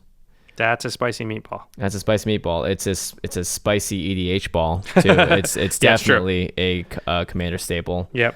It's maybe not as good because you don't have the card draw that you would in EDH. Right. Man, but as a turn 1 play, it's borderline broken. Yeah, exactly. And I find that very often in Conspiracy, people are going to be making you discard cards and stuff. So the faster you can get things out of your hand, the better. There's parlay too. So you are going to draw you're not going to draw a whole lot more cards, but you're going to draw a few more cards than you normally would. Yeah. And if those are lands, to be able to play them out rather than hold them is good. Yeah. I think it's good. I don't think it's broken in this set, but definitely not. I'll give it a C. Yeah, I'll give it a C+. Okay. Next is Gamekeeper. It's 3 and a green for a 2/2 elf. Yeah. When Gamekeeper dies, you may exile it. If you do, reveal cards from the top of your library until you reveal a creature card. Put that card onto the battlefield and put all other cards revealed this way into your graveyard. I don't like putting things into my graveyard when I reveal off the top. I'd much rather put it at the bottom of my library. Especially if they're not going to be creatures, because creatures are the things that if you're like green and black, you're going to be able to get back. But it's not going to be creatures because if it was, you would just put that onto the battlefield, right? It's going to be lands or sorceries or instants. Yeah, so especially in a format that's going to go long, we're already slightly worried about decking yourself. I mean, I don't know. If you had Brainstorm? Yeah, I was going to say exactly that. Brainstorm, something to fix. Or, maybe even if you have Rhino Lantern, one of those cards to put cards back under your deck. But then I think you're just asking for too much there. Yeah, that's a big combo, right? Because you need Gamekeeper on the board. You need Brainstorm in hand. And you also need a big creature in hand. And a way to have it die. Yeah, true. So I don't like this at all. I give it a D. Yeah, that went downhill fast. I give it a D+. Nice. All right, Gnarled Pack is the kicker of the greens. It's a 1 in a green for a 2/2, and you can multi-kick it for 1 in a green as well. And there's the battlefield with just a +1/+1 counter for each time it was kicked. So for 4, it's a 3/3. For 6, it's a 4/4. It's a beast. Yeah, it's fine. This is one of those cards that, like, if you pair it up with the conspiracy cards, then it can be strong. Otherwise, it's just sort of fine, unexciting. Yeah. Maybe this with, of course, Elvish Aberration can do some damage, but I would just give this a C-. Yeah, I think C-. Like, you have to have quite a few of them to put them in your deck. If you've only got one, it's not even probably worth it. Yeah. Howling Wolf. It is 2 and 2 green for a 2/2 wolf. When Howling Wolf enters the battlefield, you may search your library for up to 3 cards named Howling Wolf, reveal them, and put them into your hand. If you do so, shuffle your library. So it's just like the Screaming Seahawk. But you can find up to 3. Yeah. So this is this can be powerful if you get a lot of these. I see these go pretty late. I always try and pick them up if I'm in green. Yeah. Again, if you pair it up with Conspiracy, all of a sudden, you could have a cost for 3 for a 2/2, and you can search your deck for all these sweet wolves. Exactly. So I try and make that dream happen. And if it doesn't, then I'm okay with cutting them from my deck. Because otherwise it's 4 mana for a 2/2. So I give this a C-. Yeah, I'll give it a C, just because it has the ability to get paired up with other stuff. Maybe even a C+ if you get the right combos with it. Next up, Hunger of the Howl Pack. It's a 1 green for an instant. Put a +1/+1 counter on target creature, and if morbid, put 3 +1/+1 counters if a creature died this turn. So it's a trick. I like Echoing Courage. You can play it out of turn. You know. Echoing Courage is nice. I think Hunger of the Howl Pack is it's just okay. It's fine. I mean, it's the counters stick around, I guess, which makes it in some ways better than Howl. But then it's just like an aura. Would you play an aura that flash, give target creature +1/+1, or the morbid thing? I don't know. I drafted a lot of these in one draft and thought I could double it with a conspiracy card and make it super effective. Put 6. Yeah, and it just never worked. So if you can't do it that way, then exactly. So I mean, I think it when it works, it would be awesome, but otherwise, I just don't like relying on that. Yeah, anyways, it just takes one Swords to Plowshares to ruin your whole deck. Yeah, you just invested like 6 cards, or like 3 cards into 1 card. Yeah, exactly. If you're drawing conspiracies and doing all that stuff just for this one thing, and it can get shut down so quickly, then I give it a C-, maybe even a D+. Yeah, give it a D. Oh, here's an exciting one. Oh, yes. Hydra Omnivore, another reprint. Originally just from Commander, so you know it's a multiplayer card. Yep. Wow, these stats are crazy. It's 4 and 2 green for an 8/8 Hydra. That's 6 mana for an 8/8. That's already nuts. It's okay. And it says, whenever Hydra Omnivore deals combat damage to an opponent, it deals that much damage to each other opponent. So if you connect with this for 8 damage, it's doing 8 damage to everybody. That is bonkers. If you pair this up with something that gives us haste, like Fires of Yavimaya. Yep. Dude, if you do Fires of Yavimaya and then you sack the fires and make it a 10/10 and you just nail somebody for 10 and do 10 to everybody. Yeah, this card is an instant. And with those colors, you could also put out my favorite Bold War Intimidator. This card is an instant, like, it has to be dealt with. Every other player at the table will suddenly have to help kill that. So I mean, it's got 6 heads flying around. It's dangerous. It hits. If it hits one person, it hits everybody. It's brutal. I mean, I think unfortunately it doesn't have trample. Yeah. It doesn't fly. It has no evasion itself. So it just by itself it doesn't do enough. You're not required. Unfortunately, it doesn't have it. Thank goodness it doesn't have it. Yeah. I mean, you need a Traveler's Cloak. You need to give it protection from creatures. You need something else to sort of put it into that A range for me. Still, for 6 for an 8/8, it's still awesome. It could be 8 for an 8/8, and this text would be nuts. Yeah, it'd still be good. So it's great. I'm gonna give it a B+, just below bomb. Yeah, I'll give it a B+ too. Okay. Next up, Lead the Stampede. One of my more favorite, I guess, draw-ish things. It's 2 and a green for a sorcery. Look at the top 5 cards of your library. You may reveal any number of creature cards from among them and put them into your hand. Put the rest on the bottom of your library in any order. So, thank goodness you don't discard everything. At the very least, makes it better. You can at least put them in the bottom. And I think a card like this is nice for multiplayer because you're going to need to draw cards at some point. True, and green doesn't have a lot of options for it. Yeah, so I think this is a solid option for green to do it. At the same time, it's chance. There's a chance you could just draw 5 lands, and that would just be the worst. I mean, I think most of the time you're going to draw like What? Minimal one. I guarantee at least one. You're going to draw 2-point-something card creatures if you have like 17 creatures in your deck. And you're green, so you're going to have a lot. Yeah. I think if you're in a parity situation, this is nice. You get to accelerate your card draw and get the creatures that can help you win or block. Sort of push the tide in your favor. If you're losing, this can help too. I'm not sure how good this is. You have to build your deck too. You have to if you have this in there, maybe put don't put 14 don't play this in a deck with only 13 creatures or 14 creatures. You want 16, 17, 18 17, creatures. And exactly. And maybe you want lower drops or whatever. And this with Howling Wolf is not so hot because now you put or maybe it is because you can actually put some of the Howling Wolves at the bottom of your library. You don't have to necessarily draw all of them into your hands. We talked about Brainstorm with Gamekeeper. So if you already have a Brainstorm or two, you can you can play this, pull one card, put 2 creatures down, play this. You're going to draw 2. Like, you can do some stuff. I don't know. I think it's okay. I do think it's the best sorcery. So in that 4 green, so I'll give it a C. I'm going to go C-.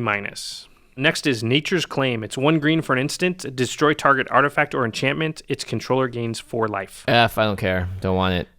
Don't want to get you. This is the card that I want somebody else to play in their deck, but not me. Right. Because when there's an enchantment that's out on the board, it usually is like hurting everybody. Yeah. So I want somebody else to waste a card on it. Yeah. So killing an artifact's okay. I think that's the biggest deal here is being able to rid yourself of a lurking automaton or whatever. So I could see that being nice, but giving them life at the same time is like, Yeah, I don't care about the life gain. I'm just worried about it. There's nothing out there that I care that much about. Again, I think pay attention during the draft. If there's a bunch of lurking automatons and stuff. Yeah, and there are some big enchantments like Fire's Yamivawa and there's another one that lets you draw a card. I forget what it was. Every time a creature dies during someone's turn. Yeah. I don't know if that's even worth killing. Well, anyway, I don't give it an F though. I mean, you could play it. I'll give it a D. D. I'm with you. All right, Palaka Worm. You've been talking about this the whole time. Here we are. I know, Palaka Worm. Here it is. Here he is, the big old worm. He's a 4 and 3 green, so 7 for a 7/7. This guy's all about the lucky number 7. He's a trample worm with, and when he enters the battlefield, you gain 7 life, and when he dies, you draw a card. He's pretty great. Yeah, he's got things that happen at all stages of the game. One, he can attack really well. He does stuff when he enters the battlefield, and he dies. He does stuff too. I mean, he sucks early on because you can't even play him, but in general, like, multiplayer is going to go long enough, you'll get him out. 7 mana is not that daunting in multiplayer. And I think a 7/7 is just a solid creature for 7. The trample is actually super relevant. Yeah, trample's amazing here. So I'd give this a B. Yeah, I think I give Palaka Worm. I think I give it a B. Yeah, I don't think there are that many other, especially if you're just playing. This is what green wants to do. Yeah, exactly. Wants to get a big fatty with trample out that gains it some life and draws it a card. Yeah, big dumb creatures. Okay, Plummet. Plummet is 1 and a green for an instant. It says destroy target creature with flying. Now, in a lot of sets, this card's not that great because it seems really conditional. But the flyers in this set are really strong, and green has a very tough time with them. Mm-hmm. So this is basically like a Swords to Plowshares for the green deck. Yeah, being able to get rid of a giant Ray of Dawnbringer. In general, there's nothing on the ground that's really going to scare you too much because you're green. You got the biggest stuff on the ground. So or the most stuff too. You just have tokens everywhere or whatever. But that Scourge of the Throne and there's all kinds of cards in the air that you're scared of. Yes, even Screaming Seahawks. Exactly. Up. Or Apex Hawks that got kicked. Yeah. You just don't have a lot of ways to deal with that. So I think in this set, you need these. I would maybe even run 2 of these in my deck if I had them. So I'm going to give it a C. Yeah, I think C is a fair grade for that. Again, depending on the meta, just making sure you'll see the cards that go around. If there are a lot of really scary flyers and you're playing green, you're going to want to pull a Plummet or 2. There's going to be a lot of scary flyers. Earlier rather than later. Next up, Predator is Howl. It's a 3 and a green for an instant. Put a 2/2 green wolf token creature on the battlefield. Morbid put 3 2/2 green wolf creatures on the token instead if a creature died this turn. I think that's great. You get 6 damage total for 4 mana, and there are 3 different creatures, so you could chump block for 3 different guys. Yeah, it's an instant. It's an instant. Yeah, it's 6 power and toughness for 4 mana is pretty good. Also, if you're already in a token deck, you might have Intangible Virtue. It's good with Echoing Truth. Yeah, definitely. Yeah, I like this card. I give it a C+. Yeah, I give it a C. Yeah. Provoke. It's 1 and a green for an instant. Untap target creature you don't control. That creature blocks this turn if able. Draw a card. Nice. It's sort of a clunky green removal spell, I guess. You can combine it with, like, hey, you have to block. I'm going to swing at you with this fatty. he's gonna die. You know. It's true. Or even when somebody else is attacking somebody else, you can untap one of the creatures. Like you're not even really involved in combat, but you can make them block with the creature that you want to kill. Right. I think it's great for doing something with like a, could you imagine if you had your Plaka Worm swing at Ray Dawnbringer and you forced her to block? Oh, brutal. Such a sad, that person would not be very happy with you. Brutal. I do like that it draws you a card too. Exactly. So it can never be that bad because at the very worst, it just cycles you through your deck. Yeah. For 2 mana. So I think that it's always going to be playable because even a card that just said, pay 2 mana, draw a card, that's just going to make your deck smaller. Mm-hmm. So what do you give it? I'm going to give it a C-. I'm with you, C-. Yeah. Realm Seekers. All right, here's the +1/+1 counter, guys, for green. It's 4 and 2 green, so 6 total. Realm Seekers enters the battlefield with X +1/+1 counters on it, where X is the total number of cards in all players' hands. And for 2 and a green, you can remove a counter from him, search your library for a land card, reveal it, put it in your hand, then shuffle your library. Not a huge fan of the second ability. The first ability, you're definitely going to get a big guy. Yeah, I think you're going to get an efficient creature, like especially in multiplayer where people just don't play out all their threats as they could. So they, by turn 6 or 7 or 8, where you have 6 mana, they're holding cards that in 1v1 they probably would have already played. Yeah. So people just tend to have more cards in their hand.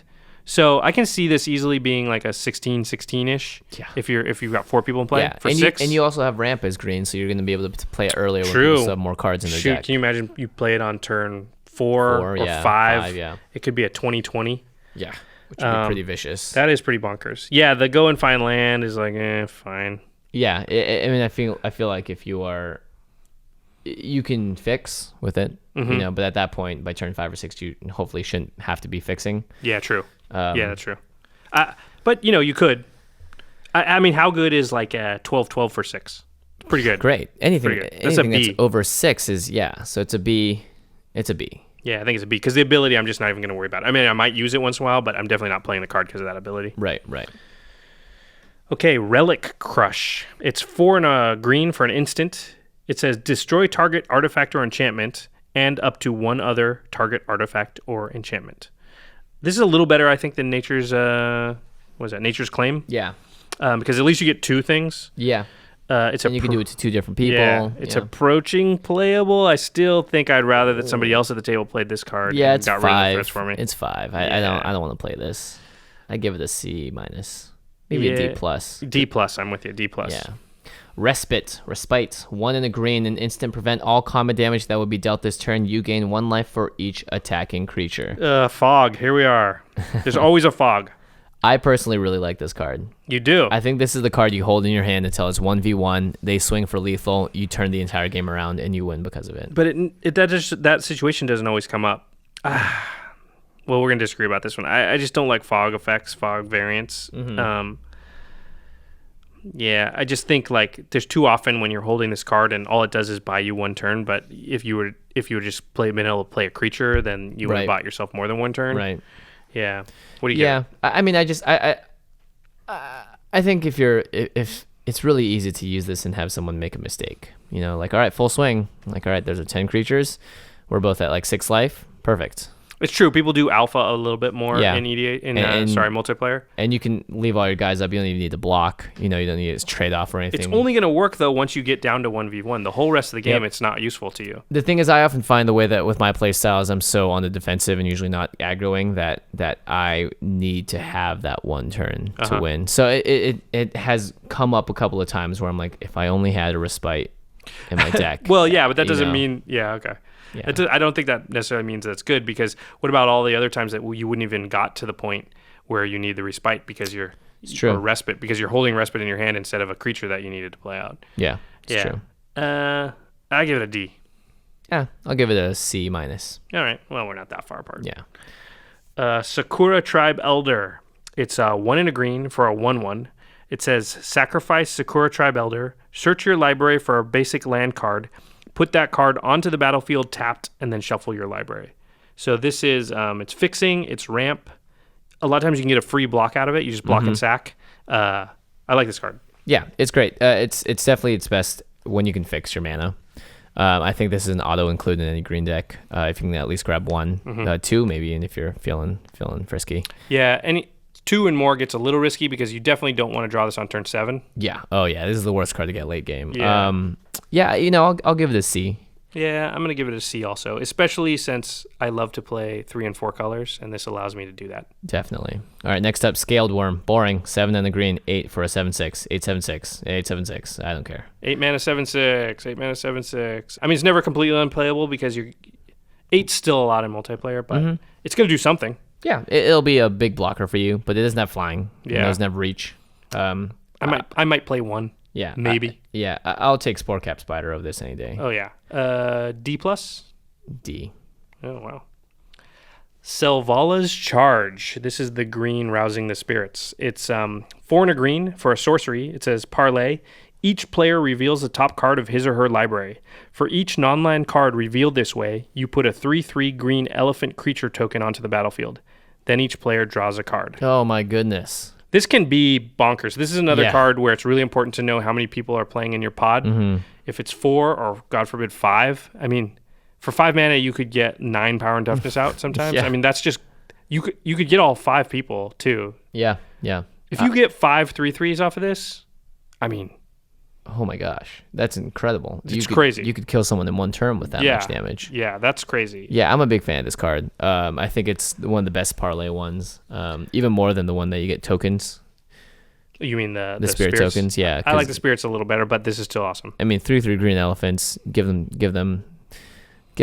Make them buffer. You got 5/5s. Yeah, if you got Intangible Virtue Virtue or you got Echoing Truth, like all of a sudden you just go to town. You can literally kill somebody the next turn if you have that like Echoing Courage and you got 5 of them. Yeah, exactly. I mean, it's always scary to have one big thing swing at you. It's even scary to have 5 big things swing at you because you have to have blockers. And even if you don't kill them, chances are all their blockers are gonna die trying to save their lives anyway. It's a good card. I'm gonna give it a B-. Yeah, I'll give it a B- too. All right. Next up, we got Selvala's Enforcer, 3 and a green. It's a 2/2 creature elf warrior. You parlay. When it enters the battlefield, each player reveals the top card of his or her library. For each non-land card, you get a +1/+1 counter on Selvala's Enforcer. Then each player draws a card. Nothing new here. I don't think this is the best, but you can get a 4/4 for 4. I think maybe it's fine. 5/5. If you're playing with 4 players total, then on average it'll be a 4/4. Yeah. Sometimes it'll be a 3/3. Yeah, you could do worse. It's not awesome. And just keep in mind, everyone's drawing a card when this happens, so it can be a bad thing. It can be a good thing too if you need cards, but yeah, I think you're drawing a card too, so it's fine. Yeah, like that doesn't hurt you in any way. Yeah, everyone just kind of accelerates at the same rate, and multiplayer games kind of need that, to be honest, because they can take forever otherwise. Well, no, like I said earlier, it also is a mechanic that helps everybody draw more land, so nobody just sits there with no land. Yeah, which sucks in multiplayer more than it does in regular Magic. I'm gonna give him a C-. Yeah, I give it a C- too. Okay. Spore Cap Spider. It's 2 and a green for a 1/5 spider. As most spiders do, it has reach, so it can block creatures with flying. I think this is one of the most underrated best cards. It's so necessary because green only has a couple of cards that deal with flyers at all. And this is one of them. Yeah, and really the only thing that can kill it as a flyer is like a Pristine Angel. Yeah, Scourge of the Throne. Scourge of the Throne, so you need a mythic rare to get through it. Yeah, otherwise you're just blocking, like two flyers. Yeah, and you can block for days. So I really like this. I think Spore Cap Spider is my favorite green creature outside of Palaka Worm. I'd give it a C+. Yeah, I'm with you, C+, because the way the green deck usually loses is to flyers. It's usually not scared of anything, but all of a sudden it just can't handle all that flying crap. Yeah. Next up, awesome card. Awesomest card. Reprint. Squirrel Nest. 1, 2, 3 mana total. 1 and 2 green. Enchant land. Enchanted land has tap it. Put a 1/1 green squirrel creature token onto the battlefield. It's crazy how powerful this is. I mean, this thing can just take over the game. Yeah, you can always have a chump blocker no matter what. And if nobody's attacking you, then all of a sudden you're just stocking up squirrels. 6, 7, 8 squirrels. If you have 8 squirrels and you drop Intangible Virtue, or you have an Echoing Courage in your hand, or that Trumpet Blast. I mean, so many things can happen, and you just blow people out. Yeah.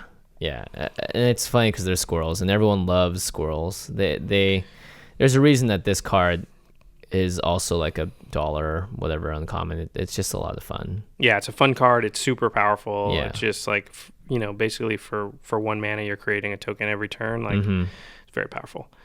Here's a good one. Yes. Next is Terastodon. It is 8 mana, 6 and 2 green for a 9/9 elephant.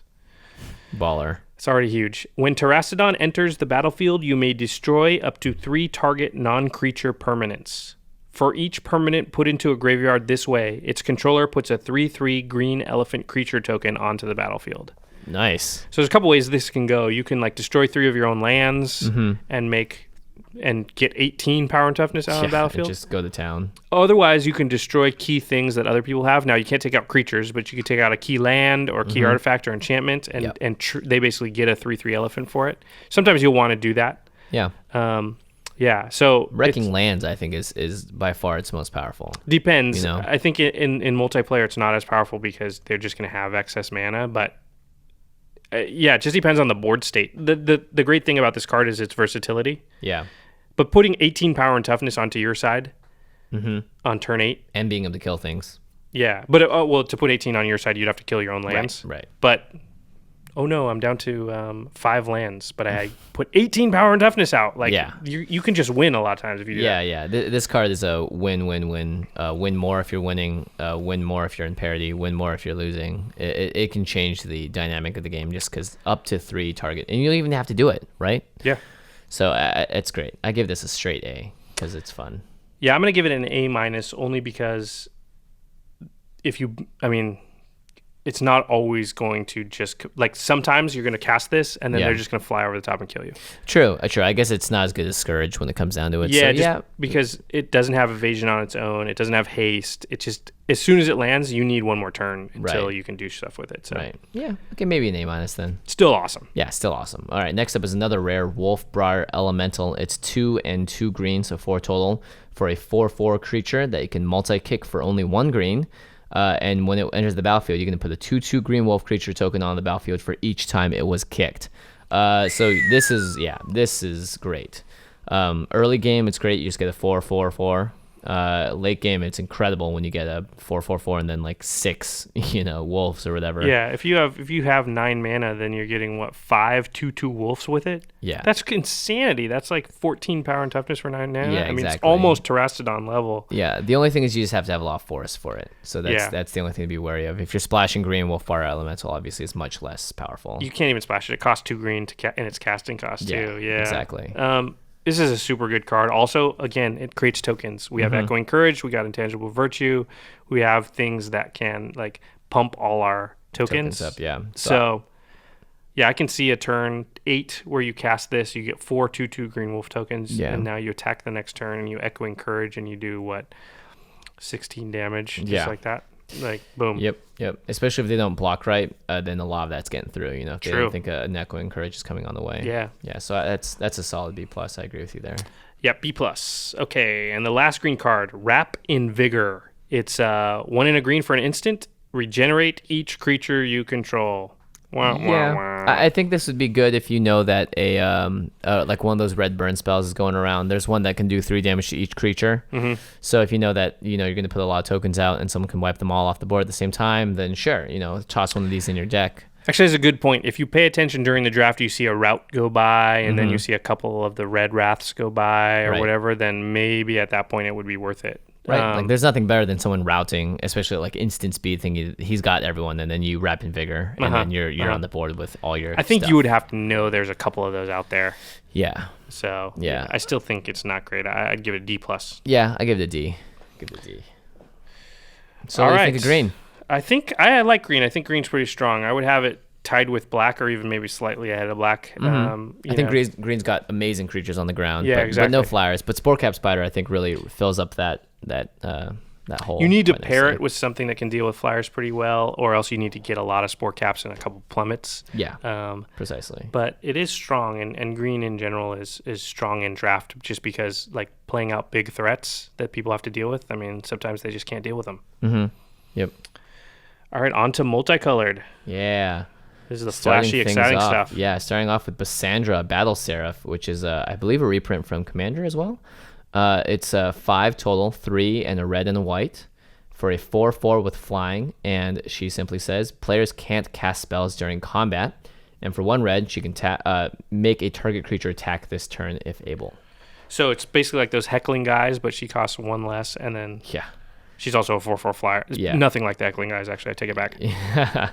4/4 flyers are really powerful in this format. There's just not a lot of stuff that can do anything about them. And stopping combat tricks is really nice too. It stops you from doing it as well. But to be honest, if you're building a deck around this kind of thing, then you don't really need combat tricks to win. True. She's great. I think she's awesome. I think she's really good also in the Kalia deck. Yeah. Because you can force people to tap down and then you can swing for free. I mean, if she was just a 4/4 flyer for 5, she'd be almost just as good. Yeah. So B+. B+, I'm with you. Next one is Brago, King Eternal. It's a white, a blue, and 2 for a legendary creature spirit 2/4 flying. When Brago, King Eternal deals combat damage to a player, exile any number of target non-land permanents you control, then return those cards to the battlefield under their owner's control. So it flickers them. A mechanic that's near and dear to my heart. Yeah. It's tough in this format. Jimmy, you've managed to pull it off one time that I remember. I did. And it was only because someone didn't have flying. Yeah. And I was able to reset my Custody Soulbinders. After you made a couple of tokens or something. Yeah. So it was, it was fun, but it didn't really do... It wasn't like broken stuff that were like, oh my God. Nothing's broken. I think 4 mana for a 2/4 flying is all right too. It's good. It's flying at the very least. The thing is, it's because it's a multicolored spell. You have to be in those colors to even draft it in the first place. Mm-hmm. So it is slightly more limiting that way. I don't know. I guess you could splash it if you had to, if you were playing blue already or white already. Unless you have a lot of creatures that really benefit from him though. Like Glimmer Point Stag would be fun because you can bounce something else. But for the most part, I don't really see him being that great. Yeah, you'd have to have some stuff with Enter the Battlefield. There's not a lot of them. He's an EDH card. Basically, he's a 2/4 flyer for 4. What's that worth? I'd say it's a C+. Yeah, C+. Okay. All right, Dak Faden, our one and only Planeswalker in this entire set. He's very cheap. He's 1, a blue, and a red, so 3 total, and he comes in with 3 loyalty points. And his first ability is +1. Target player draws 2 cards and discards 2 cards. His second ability, -2, gain control of target artifact. And his third ability, his ultimate, -6, you get an emblem with, whenever you cast a spell that targets 1 or more permanents, gain control of those permanents. Whoa, that last one's awesome. Yeah, that last one is great. It's never going to happen in Limited. Actually, it could. It could. I think once you get to about 5, everyone's going to attack you. Yeah.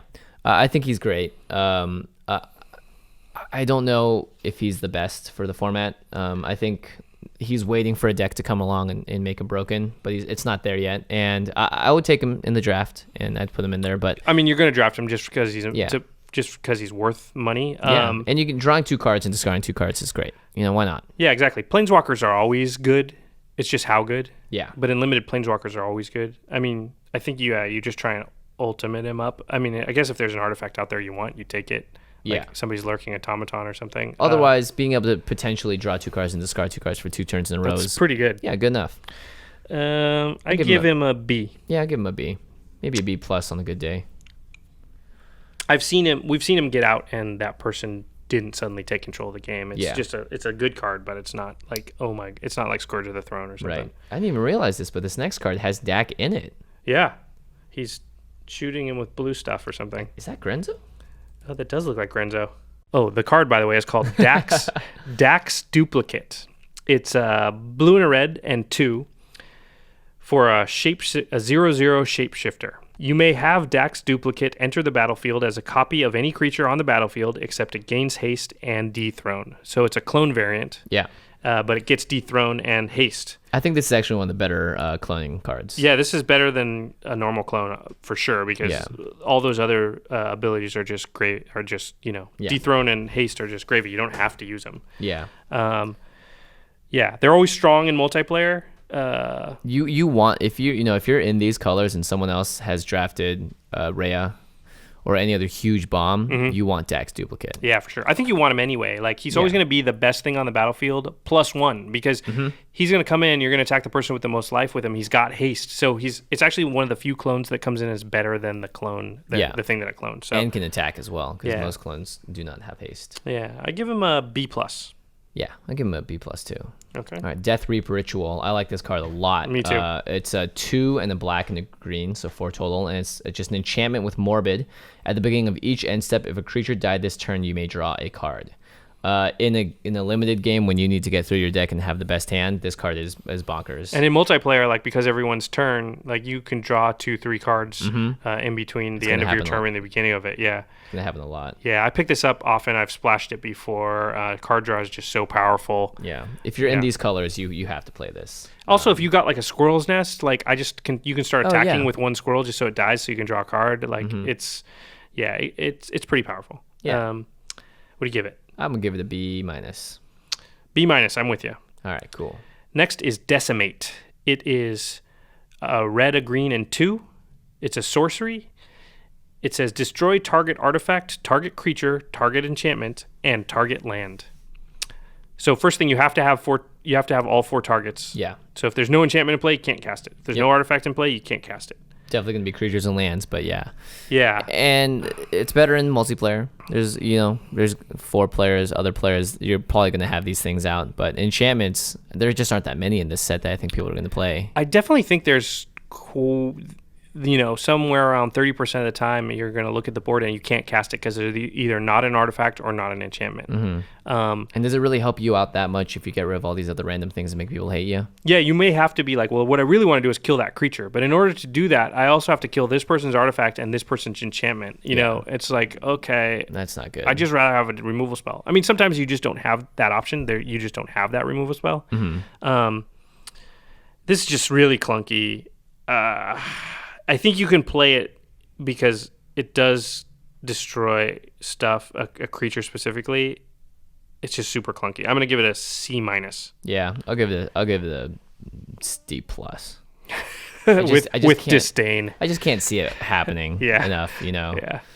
Here's another reprint, Dimir Doppelganger. It's a 1 and a blue and a black, which is actually a really good color combo in this set.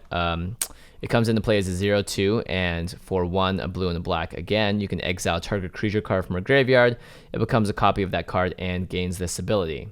So you can keep switching it. You can switch it again later when something better dies. As many times as you want. Yeah. So, and you get to exile the card as well. Yeah. Unfortunately, you can't switch back to it most times because that card will be gone forever. Yep.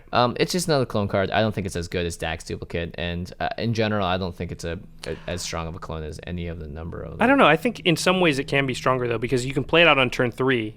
Yeah.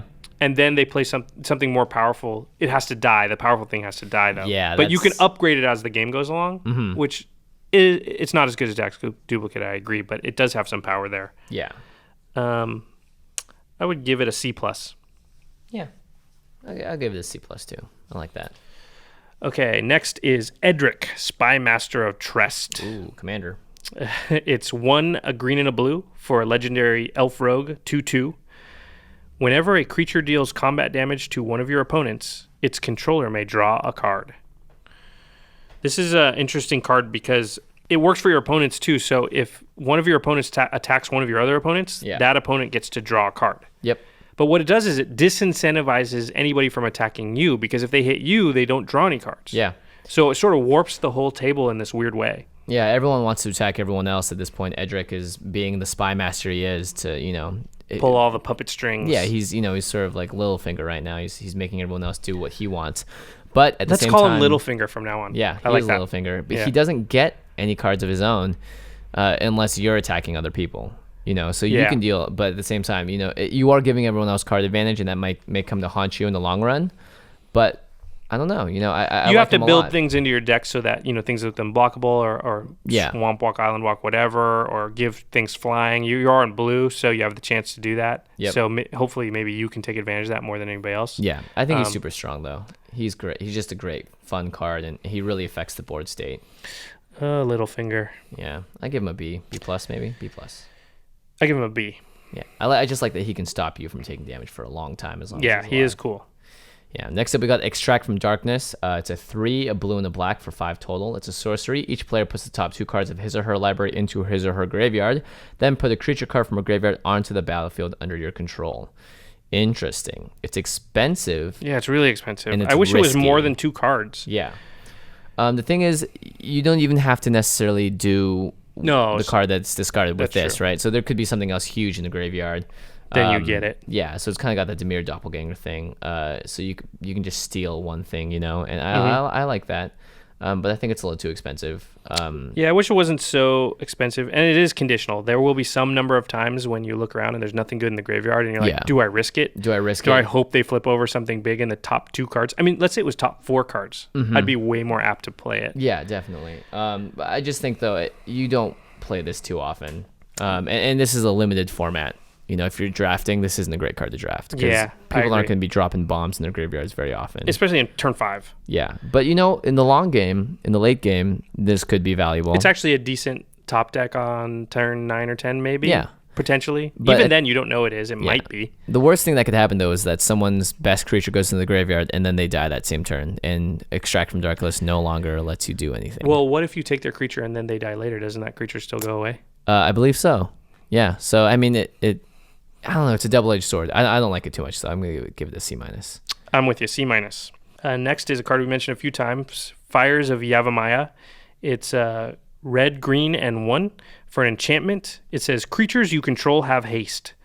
Sacrifice Fires of Yavimaya. Target creature gets +2/+2 until end of turn. So it's an anthem effect that gives all your creatures haste, and you can use it as a combat trick to give like a mini giant growth when you need to. It's okay. Yeah, it's okay. These universal haste cards always end up costing about 3.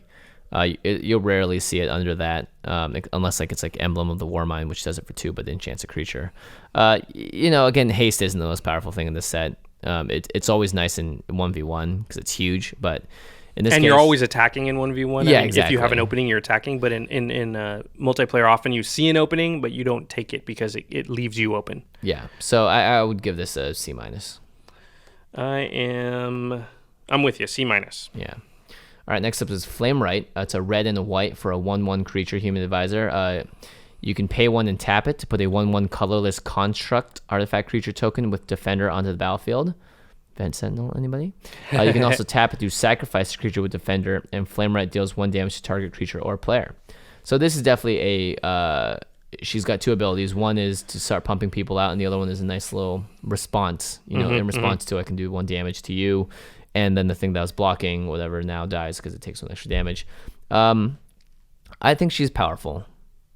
I think she's really good because you can put colorless constructs with Defenders out. So anything that just creates a token constantly, and if you have like 2 or 3 Vent Sentinels, she's bonkers. Oh my gosh, yeah, she goes out of control if you have a Vent Sentinel deck. I mean, if you got her early, you could build around her. You know, I like her. Even if you're not a Vent Sentinel deck, though, just like being able to block forever for 1 mana is pretty powerful, and especially like if nobody's taking care of those tokens every turn, if you get like 5, 6, 7 of them like built up, you start pinging, and she's pretty strong. I like her a lot. I'm gonna say B-. B-?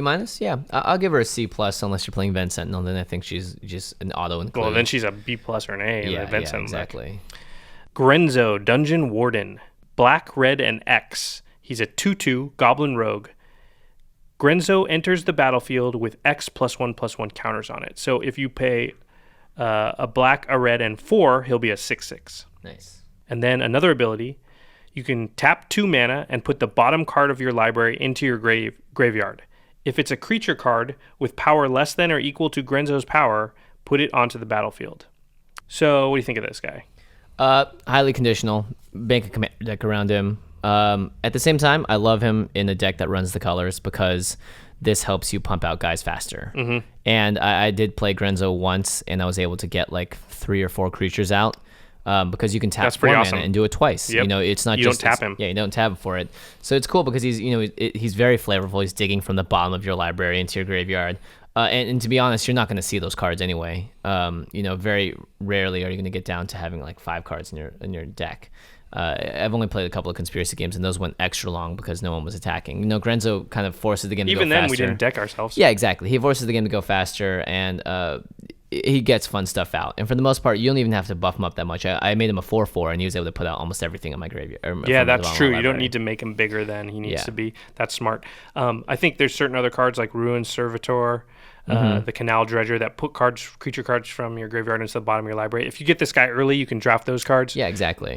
You can draft around him. I give him a B- because I think there's things you can do that are fun. With Mana Geyser, he's pretty broken too. Yeah, definitely. You can bring him out, give him a bunch of counters, but don't use all that mana to give him counters. Use half of it to use his ability 5 times and look at the bottom 5 cards of your library. I mean, you could potentially, with a Mana Geyser and him, put out like him and 3 creatures. Yeah. And he'd still be like an 9/9. Yeah, and at that point, it's like things get broken up, I give him a... What'd you give him? I gave him a B-. Yeah, I have C written down, but that cannot be right. I'm gonna give him B- also. You talked me into it. Nice. Next up, Magister of Worth. It's 4, a white, and a black. It's a flying angel. It's got Will of the Council, and it's a 4/4. All right, Will of the Council. When Magister of Worth enters the battlefield, starting with you, each player votes for Grace or Condemnation. If Grace gets more votes, each player returns each creature card from his or her graveyard to the battlefield. If Condemnation gets more votes or the vote is tied, destroy all creatures other than Magister of Worth. Ooh, boy. This is a very powerful card. It's a little bit swingy. You'd have to build your deck so that you make sure you have creature cards in your graveyard to really maximize this card. Or you just wait to play it until it's you and one other person. You're down to 1v1, and then you can make sure that you wrath everything except Magister of Worth stays out. Yeah. It's super powerful in that instance. I mean, if you're the only guy standing with a 4/4 flyer, you're in a great position. Yeah, exactly. Right? Everything else gets destroyed, and you got a 4/4 flyer. I like your chances. I like your chances a lot. If you have a really strong board and then you play Magister of Worth, sucky, because you don't want to play this late in the game, But if you have a strong board, you're already in good position. You don't need to be playing stuff. I think very rarely are people going to vote for Grace, because there's nothing scarier than seeing everyone else get all their creatures out.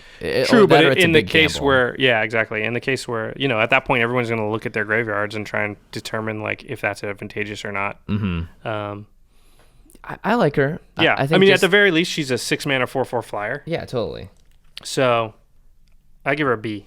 Yeah, I'll give her a B too. Okay. Maybe a B+ if you're in the colors and you can play it at the right time. I think timing with her is very important. Gotcha. Here's a familiar one. Marchesa the Black Rose. We talked about her at length in episode 1. Yeah. She is Grixis and 1, so blue, black, red, and 1. Legendary human wizard, 3/3. She has Dethrone. She says other creatures you control have Dethrone. Interesting. Whenever a creature you control with a +1/+1 counter on it dies, return that card to the battlefield under your control at the beginning of the next end step. Oh, so that's just... She recurs all your dudes that have +1/+1 counters. Yeah. It's bonkers and limited. Bonkers. It's just broken. Here's the thing. You're going to be able to attack every round with all of your guys because they're coming back. Yep. Yep. So or you can do things like sack them and they come back. Yeah, exactly. She is just bonkers. Yeah, if you find, ideally you pick her up in the first pack. Yeah, and then you build the whole deck around her. Yep. Because there's so many cards that people aren't going to draft, like the sacrifice a creature and do this or whatever. Now you can with Marchesa, She's awesome. She's a stone cold bomb. She's an A. Straight A for me too. Yeah. Marchesa Smuggler. It's a blue and a red. So she's or he is a part of Marchesa's gang. He's a 1/1 with Dethrone, and his ability is for 1, a blue and a red. Target creature you control gains haste until end of turn and can't be blocked this turn. I think that ability is just... This guy surprised me, yeah. Yeah, it's just out of control good right there. Yeah. You can do it to himself, and he's got Dethrone, so he can start growing, but even better, you can just start doing it to your other stuff. Mm-hmm. And like we've said a bunch of times so far, like unblockable in the later game in multiplayer is like super powerful. It allows you to sort of punch through damage that nobody else can do because the board's pretty locked up. Yeah, seriously. I dig that a lot. I'd give him a B. I give him a C+. Yeah. I could see myself putting him in, just because I also lost the game to him. Yeah. So I value him much more highly now. Okay, here's a big one. Mirari's Wake. Nice. It's green, a white, and 3 for an enchantment. It says creatures you control get +1/+1. And whenever you tap a land for mana, add 1 mana to your mana pool of any type that land produced. Ugh, how powerful is that? This is super powerful, yeah. Grows all your creatures, and it super ramps you. Yeah. Could you imagine this with Wolfbriar Elemental? Oh, man. Yeah, and it's in the token colors. Mm-hmm. Yeah, this card is pretty crazy. I think it's splashable. Yeah, it's definitely splashable. Yeah, I think it's playable even if you're not tokens. Like, it's just really strong. Yeah, doubling your mana is, anytime something does that, I mean, it's worthy of the mythic rarity. I'll say that much. And it's like we said, like in these big multiplayer games, to be able to just suddenly output a bunch of stuff, before everybody has a chance to deal with it, you usually need a lot of mana to do that. And Mirari's Wake gives you that mana. So, it does need other things. Like it doesn't do anything by itself. So yeah. But I think I'm gonna rate it about as high as you can rate an a sort of quote unquote do nothing enchantment. I'm gonna give it a B+. Nice. I'm gonna say A- because if I pick this, I'm that's the entire. If it is the first draft and this is the first booster pack, I'm going green white. Yeah. Because there's just so many options with tokens and stuff. Well, you could even just go green blue and splash the white, or white exactly. blue and splash the green. Yeah. So I like this card a lot. The fact that it's in green also makes it a little more easy to splash. Totally. Mortify is the next card. It's 1 black white. An instant, destroy target creature or enchantment. So we it's talked about this before too. Just a nice kill spell. Yeah, and a nice versatile one. I don't want a card that just says destroy target enchantment, but I do want the option to destroy enchantment with something like this. That if I draw it and there's no enchantment out there, I can just use it on a creature. Yeah, I'll give this a B+. Yeah. If you're playing those colors, I think it's very necessary. It's a good card. I'm with you. B+. Next is Pernicious Deed. It's a black, a green, and 1. It's an enchantment, mythic rare. It says X, sacrifice Pernicious Deed. Destroy each artifact, creature, and enchantment with converted mana cost X or less. Nice. You can blow this off for 0 and kill all the tokens. Yep. It's a very selective board wipe. This is, it's interesting. If you built your deck around this, you could just, put a bunch of bigger stuff in there and blow everything that's 4 or below. Right. And with black and green, you have that ability to do so, definitely. I mean, it's a mythic, so it's going to be hard to get it very often. But true. I think it's good. It's a good wrath effect. You can aim it a little bit, so you can build your deck around it a little bit, which makes it slightly more powerful. Also, though, it's it's going to hit you too. It's Yeah. For 3 mana though, I mean, it's hard not to see where it's not worth it. It's so cheap. You can do this on turn 5 and do it for everything under 2 or whatever. True. It's a lot of fun. I think it's a great EDH card above all. I would say that it's hard to imagine you not being able to craft a situation where it's at least profitable for you. It's not going to be necessarily the type of card where you just win the game after you play it, but you're usually going to be able to play it in a manner where like I came out ahead on that exchange. Yeah. You're gonna win. You're gonna win more with this card, and especially in like parity too. Being able to choose what gets wrecked and what doesn't. You can choose like, all right, I don't like all his 4 drops. I only have a couple 4 drops, and I have more 5 drops. So great, do it for 4 or whatever. Right. So I like that a lot. What do you give it? I'll give it a B. I'm gonna go B-. B-, yeah. Selvala, Explorer Returned. Here's a new card. I like this one a lot. It's 1, a green and a white for a 2/4 legendary creature elf scout. And she can parlay. You tap her, and each player reveals the top card of his or her library. For each non-land card this way, add a green mana to your mana pool, and you gain 1 life. And everyone draws a card. So this is good to kick with. I'd say that. It's a little weird to have a card that you use it, and then you're not sure how much mana you're going to get. Yeah, it's a risk, for it's sure. Still good, and it can probably be really good, because what if you just happen to get 4 mana with it? That's a lot. And you're going to gain, the instant on the life gain's good. Yeah. Everybody drawing a card can be cool. I mean, I think it's a good card. It's a good card. It is a little risky. I do like it doing that instead of giving +1/+1 counters, because I think having more mana is much more valuable. Especially if you're trying to drop something big. And you're in green, you probably are. Yeah, exactly. This could be the difference between you putting down that Palaka Worm, in turn 5, just because of Selvala. Yeah, true. Yeah, and you could just do it. I'm just gonna fire it off, and if I happen to get enough mana, I'll play Palaka Worm. Yeah. If I don't, I'll play Elvis Aberration, and then I'll play Palaka Worm next turn or whatever. Yeah, I think it's a strong card. What do you give it? I'll give it a B-. Maybe a B. Yeah, give it a B actually. Yeah. I'm just always wary of a parlay. Yeah, it's one of those cards. It's probably not a B if you're only playing with 3 people, but if you're playing with 4 or 5 in your pod, then I think that it's a B. Yeah, definitely.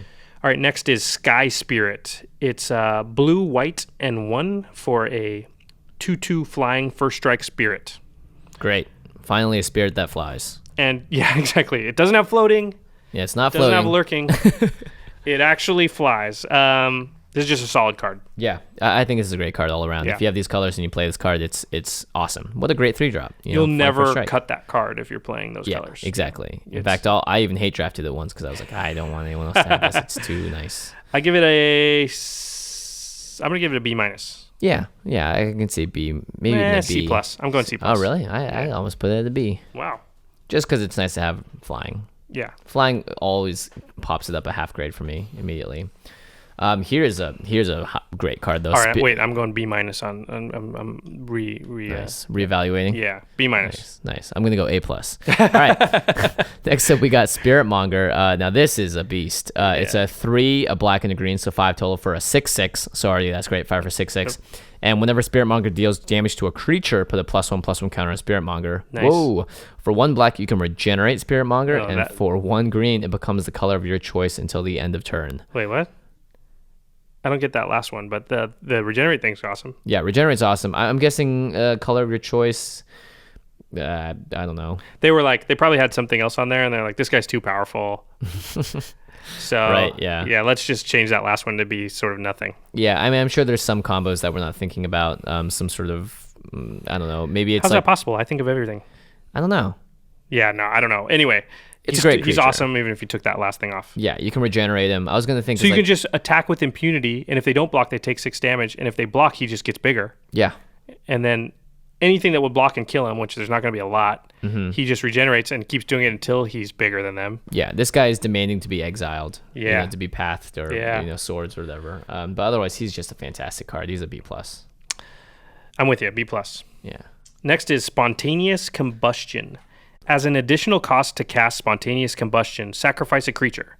Spontaneous Combustion deals 3 damage to each creature. Boom. So another Wrath effect. And again, it sounds bad to sacrifice a creature, but usually you're just going to sack one that would have died to it anyway. Yep. This card is amazing as far as I'm concerned. Yeah, it's a good card. It's a good Wrath effect. It's a lot better than dealing 2 damage because it's going to get most flyers, which is what you're in the colors that, like, 2 of the colors that don't like flyers at all. Yeah, exactly. So and tokens, another 2 colors that don't like tokens. And in general, your creatures are going to have more than 4 toughness in red, in black. You've got some bigger guys in there.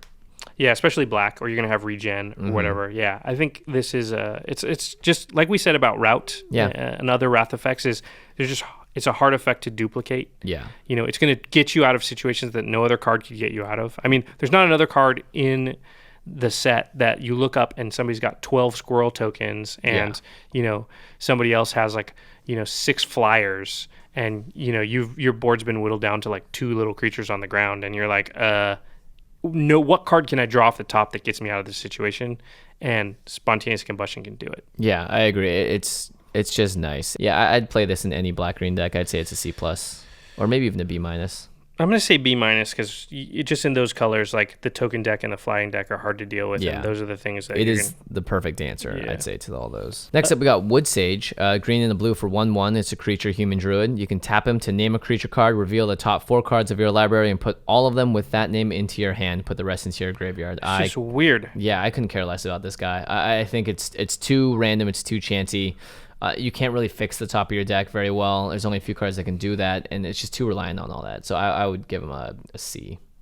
C? Wow, I'm surprised he's even that high. Maybe C-. I'm giving him a D. I don't think he's playable. Yeah, actually, you know what? He isn't playable. I pass him immediately, and I don't know who drafts him. So yeah, you know what? I think D. D's it's whoever ends up with him at the very end. Yeah, I made a spontaneous judgment, and I was wrong. And the last card... Oh, no, we're going to do the conspiracy cards. Yeah, that's right. And the last multicolored card is Woodvine Elemental. It's a green, a white, and 4 for a 4/4 elemental with trample. He also has Parlay.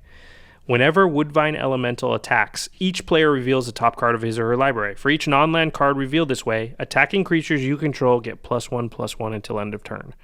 Then each player draws a card. Look what colors he's in. He's in the token Green, colors. White. Yeah. Yep. He's awesome because he's an overrun effect and he's a repeatable overrun effect. Yeah. Overrun effects are things is something we refer to when something pumps all your creatures. Yeah. So it's when you're going wide, which means I'm making a lot of threats on the table and I'm going around your blockers. Mm-hmm. When you say you're going over the top, it means I'm making a big creature and I'm going through your blockers. So token decks are always going wide. They want something that pumps all their dudes. This guy can repeatedly pump all your dudes. I mean, he's really good. I'm always surprised when he's still in the pack at like 7 or 8, and I always just grab him regardless of what colors I'm in because he's pretty good. I'm gonna give him for that token deck, man. I'm gonna give him a B-. B minus. I dig it.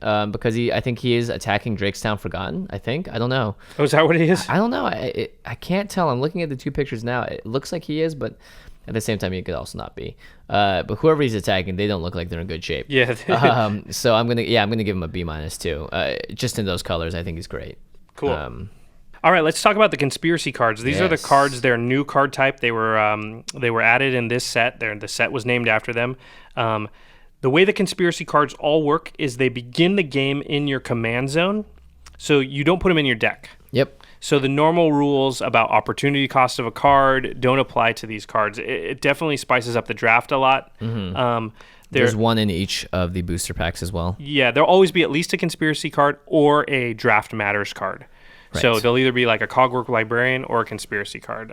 Those will take the same spot. Yeah. So a pack of conspiracy can potentially have up to 3 rares in it, because it can have a conspiracy or draft matters rare, a foil rare, and then the regular rare that comes in the pack. So that's pretty interesting. Okay, let's talk about these cards. You want to read the first one? Yeah. Advantageous Proclamation. Start the game with this conspiracy face up in the command zone. Your minimum deck size is reduced by 5.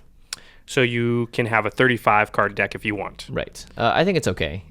Like you said, you're going to deck yourself if you're not careful. There's chances, at least, that you can deck yourself. Yeah. I think in a normal one-on-one game, this would be strong because it makes your deck that much more powerful, because you just don't have the 5 worst cards. Yeah. Or the 3 worst cards in 2 of your lands or whatever. Yeah, exactly. In Conspiracy, you can get pretty low. I've been close to decking myself a couple times. 2 or 3 cards left. Yeah, exactly. So I'd say only use it if you have a very specific strategy and you think you can execute it and kill everyone with 35 cards instead of 40. I say this is D+. Yeah, I'd give it a D. I'd much rather draft something else in most packs. The next one is called Backup Plan. It starts in your command zone, face up. Draw an additional hand of 7 cards as the game begins. Before taking mulligans, shuffle all but one of your hands into your library. So this card means you draw 2 7-card hands, and then you choose one. Yeah. And shuffle the other one into your library. And then if you still need to mulligan, then you mulligan from there. This card is... I thought it was going to be absolutely crazy bonkers. But the thing is, like, slow starts in multiplayer don't hurt you as much as slow starts in one-on-one. Like, in 1v1, if you just have a hand with only 2 mana and you never draw another land for, like, the next 3 turns, you just lose. Yeah. In multiplayer, a lot of times players sort of look at you, they're like, he doesn't have land, he's not a threat, I'll worry about this other guy, and you can sort of come back. Yeah. I think this is a strong card. But, again, it's not absolutely necessary to draft first. Having the option is nice. But at the same time, if you think about it, because you're drawing 2 7-card hands, you're not going to see any repeats, right? It's not like you mulligan another 7-card hand. Right. Those two are going to be very different. So they could potentially give you 2 options, and maybe you'll see what everyone else is playing, and you'll choose based on that. But otherwise, I'm okay taking a mulligan. I'm not too worried about it. Yeah, I'm gonna give this a C+. Yeah, I'll give it a C+ too. All right, next up is Brago's favorite. Now, this is a hidden agenda, and the way that hidden agendas work are start with the game with this conspiracy face down in the command zone and secretly name a card. So usually you write this down on a post-it note or something. You may turn this conspiracy face up at any time and reveal the chosen name. And Brago's favors, spells with the chosen name you cast cost 1 colorless mana less to cast. So this card is great because you can pair it up with Screaming Seahawks or Howling Wolves and make them much cheaper for what they do. Or anything. I mean, you know, even if you only end up with single copies of everything in your deck, at least one thing will cost 1 less. Yeah, and that can change everything. It can make you start off just a little faster, put it out a turn earlier. A lot of different things can happen. Think of how that changes the evaluation of a card. Like, let's say Apex Hawks, which is a 3 mana 2/2 flyer. What if it's a 2 mana 2/2 flyer? Like, how much better is that card? It's way better. Way better, yeah. Yeah, so... it works better, obviously, if you have multiples of a card because this affects many cards. But, at the same time, you could draft Brago's Favor probably somewhat later in the round and still manage to use it on the card. I've had double Brago's Favor and had like 3 copies of Rousing the Spirits, and so Rousing the Spirits cost 1 white to cast. That's amazing. It's pretty crazy. I like this card a lot. I like all the conspiracies quite a bit because they're just, the opportunity cost is basically free. Yeah. And you can, if you play like 5 or 6 or 7, I played a game with someone where they played 10. And they straight up declared all of them and just went to town and did so much with it. So it's it broken was awesome. if you take that many. Yeah, exactly. I give this a B-. Yeah, I'll give it a C+. Okay.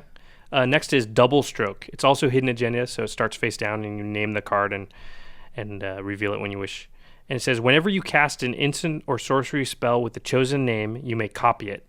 You may choose new targets for the copy. This is awesome. This is an awesome one. I think this is my favorite of the conspiracies because you can really get things to go to town. Like you can double up with Swords to Plowshares and kill 2 things at the same time. You can do 2 Will of the Councils and just, really wipe off a lot of things off the 2 board. 2 Rouse the Spirits, 2 Selvalla's Charge, get double the tokens. It's it's a really strong card. I give this one a B.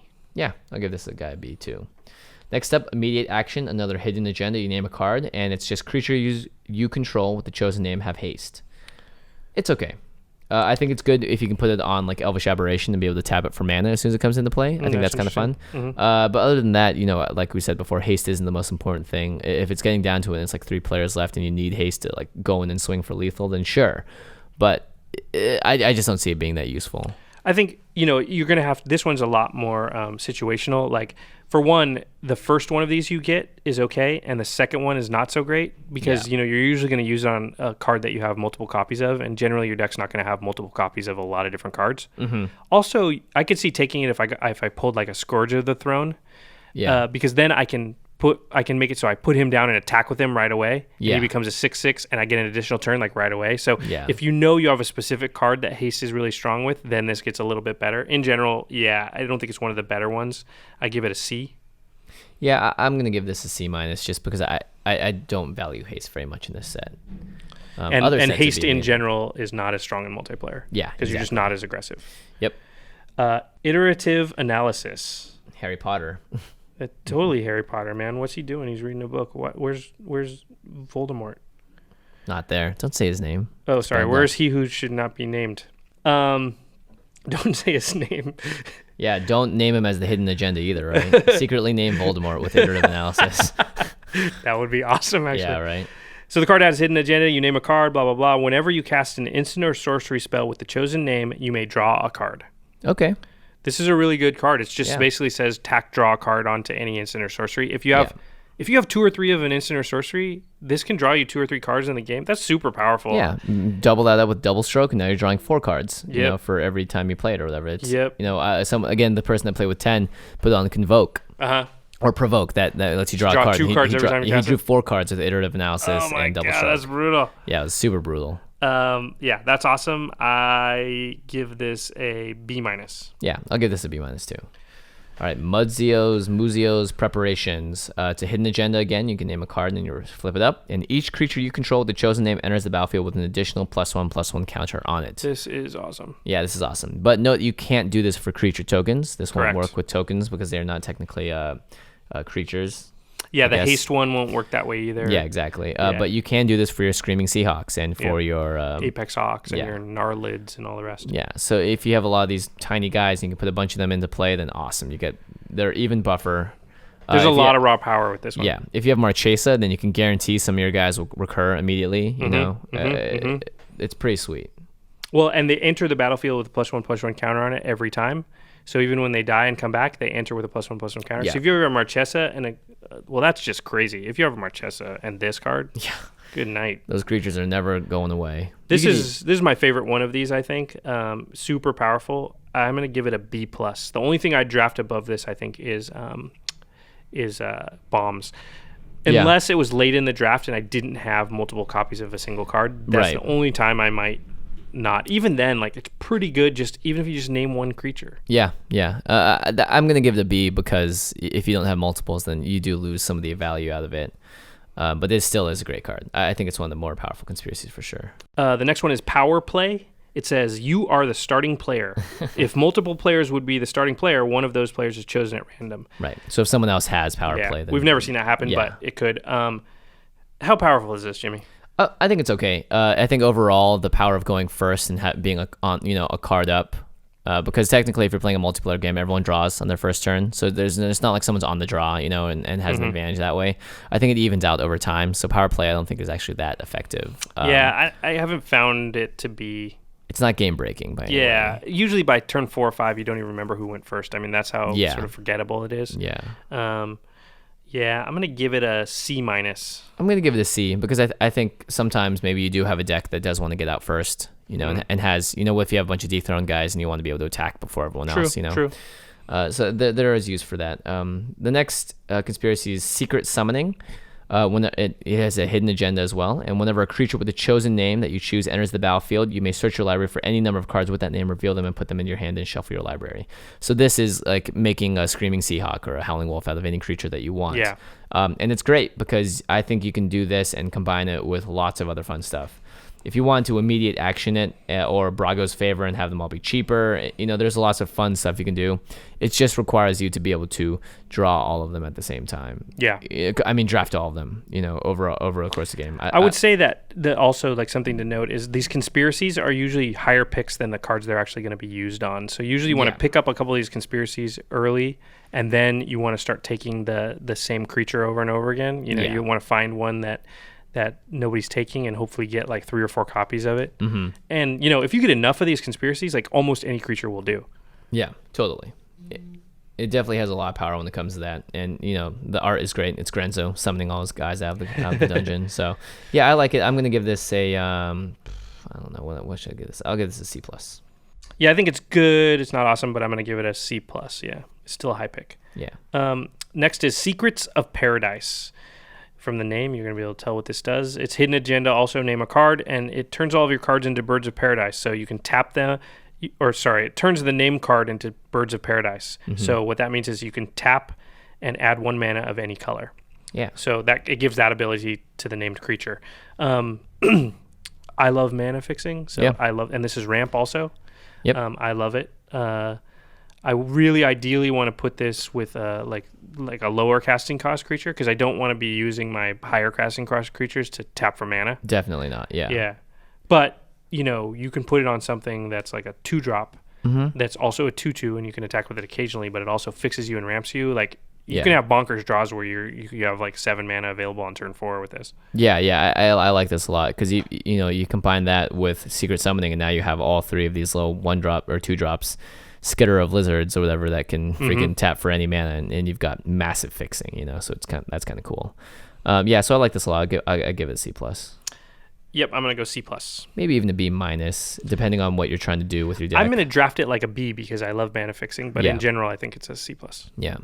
Next up, Sentinel Dispatch. You start with this game with the conspiracy face up in the command zone. At the beginning of the first upkeep, put a 1/1 colorless construct artifact creature token with Defender onto the battlefield. I mean, it's fun. You get a free Defender from the get-go, but it doesn't attack. It doesn't do much else, and it's just a 1/1 chump blocker. It's going to save you once. Yeah, it's not worth a high pick for sure. Yeah. I'm going to give it a C- because it'll obviously never get cut from your deck. Right. So I drafted over something that's unlikely to make my deck. Yeah, exactly. And just to have a nice free 1/1 at the beginning is better than nothing. That's like you get past the last card in the draft pack, and it's a color that you're not even playing. I'd rather have this card. Exactly. Unexpected Potential. It's another hidden agenda, so you name a card. And then you may spend mana as though it were mana of any color to cast spells with the chosen name. This is great. This is crazy powerful. Now remember, when you draft this card, you don't have to name the card yet. You name the card when your deck is built and before you play. So you can draft this early, and then you can just take any card and splash it for free. Yeah. Or let's say it's pack 2, you've gotten an unexpected potential, and you open up your last pack, and it's got, it's got Bassandra in there, and you're not in those colors. You're like, well, great, I can use unexpected potential to name this card, and just take the best card out of this, and know that I can play it no matter what. Yeah, I really like this. It allows you to draft like something, anything you want. Basically, from then on, you can draft one thing and play it.